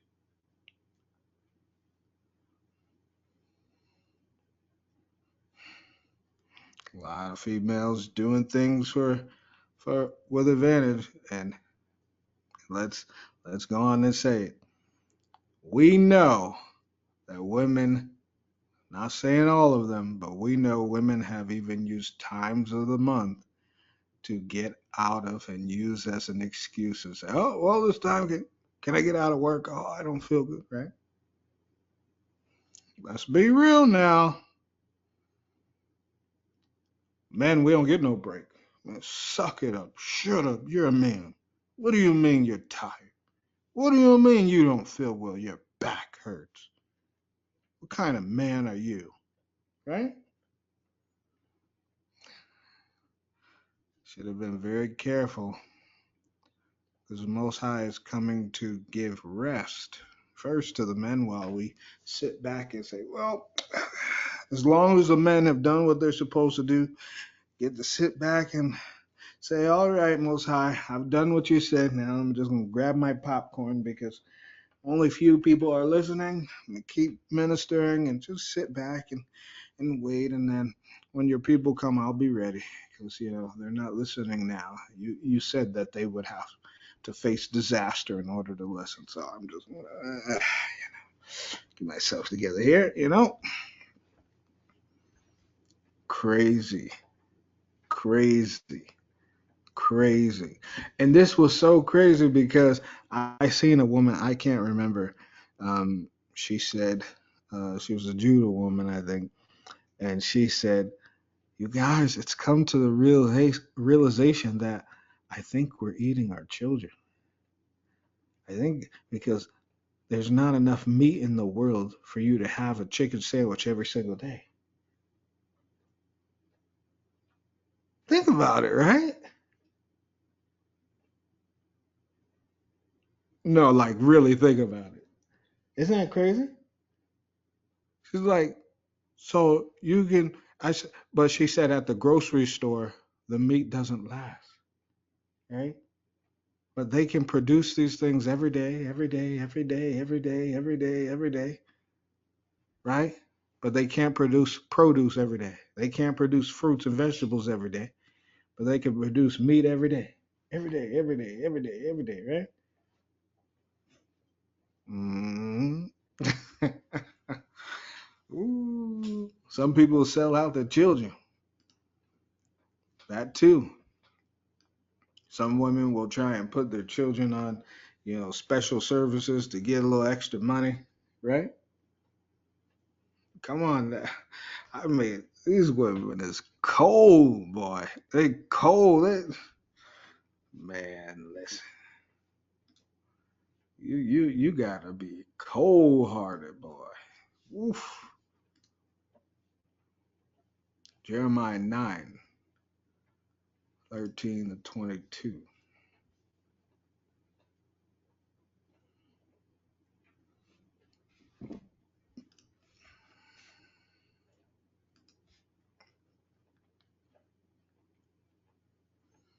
It reads, and the Lord saith, because they have forsaken my law which I set before them, and have not obeyed my voice, neither walked therein, but have walked after the imagination of their own heart, and after Balaam, which their fathers taught them. Now Balaam was serious with money. Yeah, get money, hustler mentality, gotta do what I gotta do. Get seen, get money. Mm-hmm. That's Israel for you. Flashy, right? Therefore, thus saith the Lord God of hosts, the God of Israel, behold, I will feed them, even this people, with wormwood, and give them the water of gall to drink. I will scatter them also among the heathen, whom neither they nor their fathers have known, and I will send a sword after them till I have consumed them. Thus saith the Lord of hosts, consider ye and call for the morning, women, that they may come, and send for cunning women that they may come. So this is the Most High saying, all right, you women in the truth, you women who are mourning because of your situation, you women who are living a promiscuous life. Come on, come on, let's go. Let's get this right. Hey, it's better now than later. Let's get this right for the Most High, and let them make haste. That means you know how like you know how like oh my goodness. Hey, just make haste. You know how you'll do anything to get the best paying job, and you'll do this, you'll make your resume nice and neat and all that. Hey, Most High wants you to do all these things for him, right? He wants you to put that same energy, that same time for him. It says, let them make haste, move with a purpose. Don't be careless, move with a purpose, and take up a wailing for us, that our eyes may run down with tears and our eyelids gush out with waters. For a voice of wailing is heard out of Zion. How are we spoiled? We are greatly confounded, because we have forsaken the land, because of our dwelling have cast us out. And this is crazy, because the children of Israel say, well, how do we have so much goodness and we were in captivity? And I'm like, this is one of the reasons why I like despise. Most High knows. Of my own nation, the children of Israel, I despise anyone who talks about, being pro-black and oh, we gotta liberate Africa and our people are from Africa. I despise people who talk about places they've never been. I abhor it, because it's like, oh yeah, we gotta go back to. My question is, why haven't you gone? When? What's your excuse? You know what's crazy? And I said they'd tell you. I had a cousin. She was all about yeah, I love the black people. And I'm like, well, I'm in Africa. You coming to Africa? And she's like, nope. And I'm like, what happened to all that? Well, you know, you know, you know, you know. I was just like, well, I'm Jamaican, so I'm talking about black Jamaican. I'm like, well, Africa. What about Africa? She said, you're.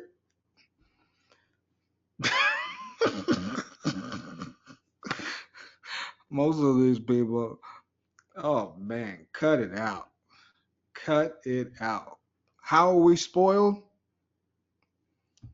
Listen, our brothers and sisters in Africa and different parts of the four corners of the world, America is spoiled, right?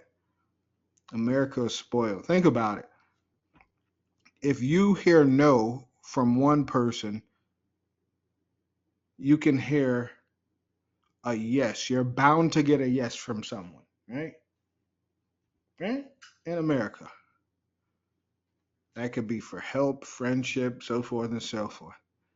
Now, when you're in a foreign country outside of the US, if you hear the word no, that's it. No one's going to help you.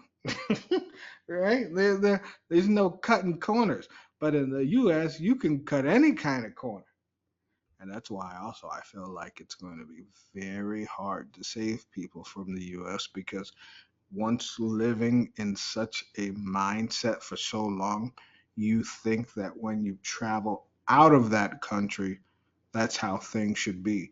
And America is no place in the world operates like America. There's not one.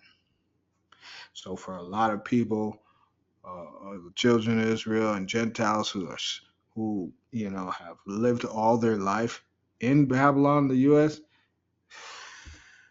you're gonna have to drop those ways. Now, spoiled. Think about that.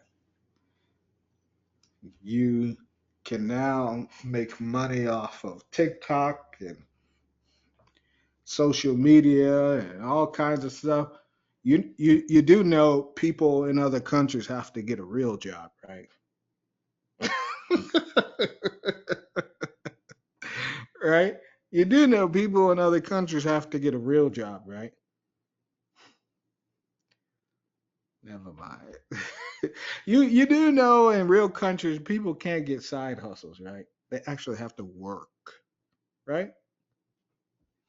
But yeah, I'm just saying.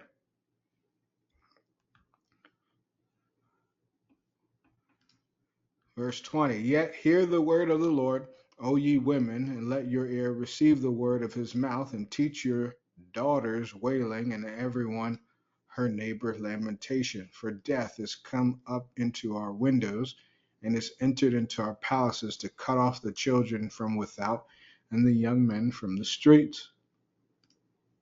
Speak, thus saith the Lord, even the carcasses of men shall fall as dung upon the open field, and as the handful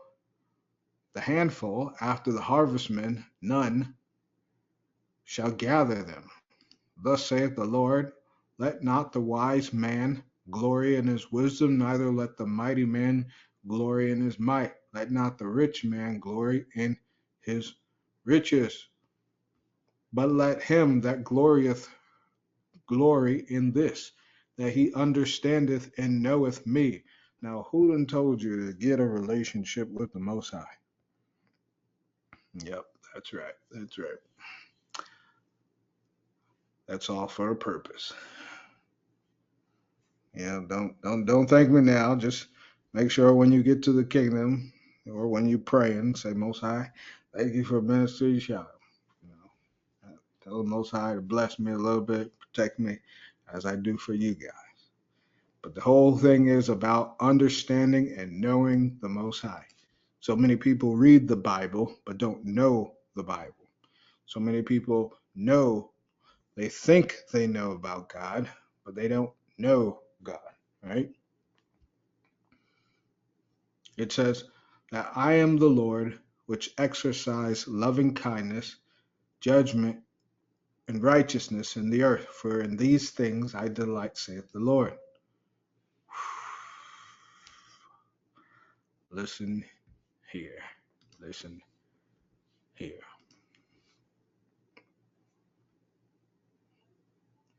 Ezekiel, we'll go Ezekiel 16.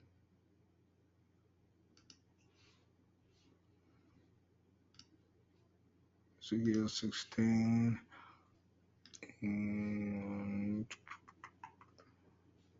30 to 45.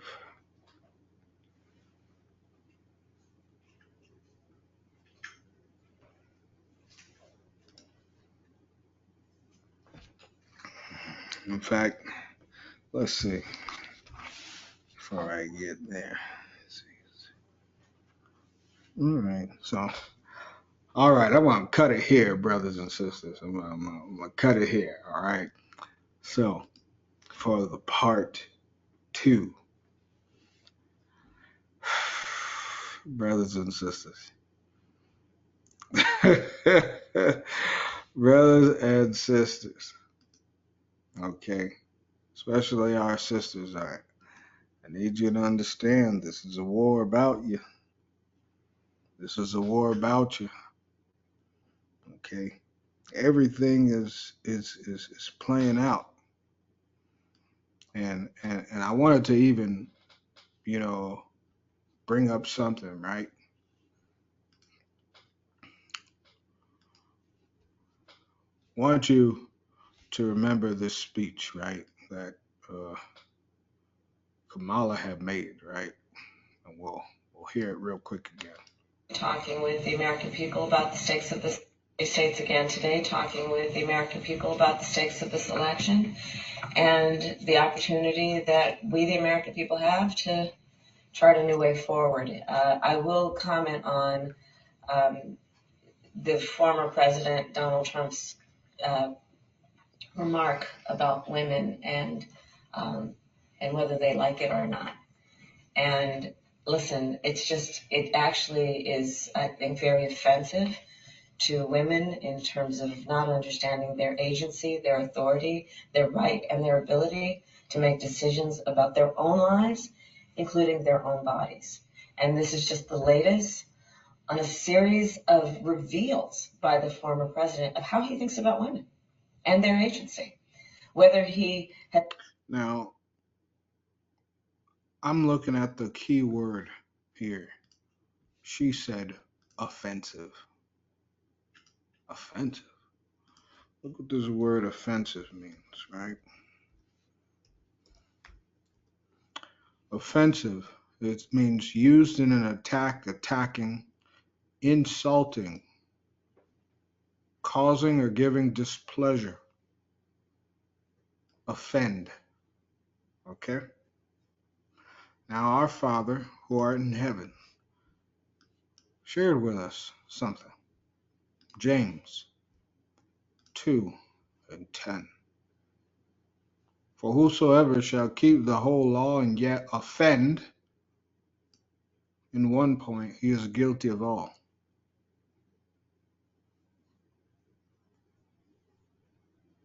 Think about it. You're going to sit there and say, you're offended? We're offended that you use the Bible. I'm offended that Trump used the Bible.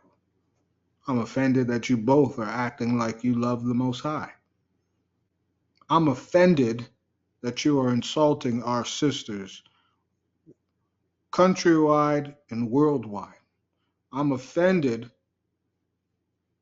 that you have destroyed families through your doctrine. I'm offended that people have died because of your doctrine. I'm offended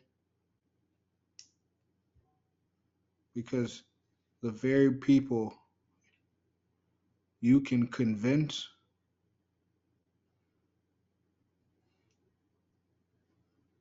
they're beautiful in the Most High's eyes,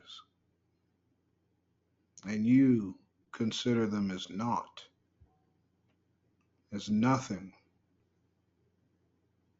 I'm offended. Most High's offended. Now, let's also look at this word displeasure, because offended comes from this word displeasure as well. A more and less intense or indignant disapproval. I will go over this more in part 3. I want you to pay attention.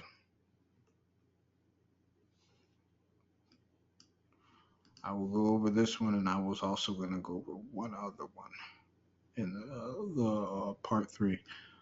Now, Cardi B also said, we are not delusional. What is delusion? The act of misleading someone, deception, deceit, deceiving, a false impression or belief of a fixed nature. An illusion is an impression, though false, is entertained provisionally on the recommendation of the senses or the imagination. So she literally told you that she was an illusion. She was being used because of her entertainment status.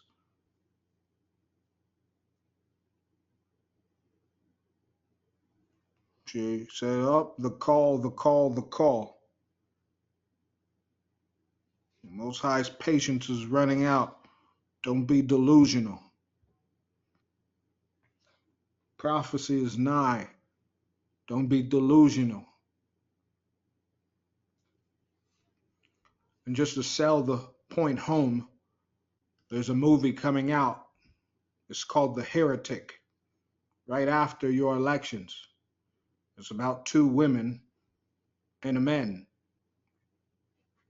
And the minute I saw this movie, I thought of the scriptures. And now, with everything being about women and Babylon, I see heretic. Now, the Most High told you America decides in the election, so he's going to cut off those who aren't paying attention, cut off those who don't want to serve him. And he's looking to see who are the heretics and who will accept his ways, who will not offend his ways, who will not sit there and bicker and complain because they don't like certain scriptures. Who cares? Seriously? How old are you? Where do you want to go again? Oh, you said the kingdom? Shut up. Because guess what? The scriptures was for everyone. A heretic, one who holds a doctrine at variance with established or dominant standards. At variance means against. Heresy, heretic, able to choose. Oh, well, I think I'll do this denomination, or I just like this in the Bible, but I don't like that. Or I don't want to do this, I want to do that. Heresy, the doctrine or opinion at a variance with established standards.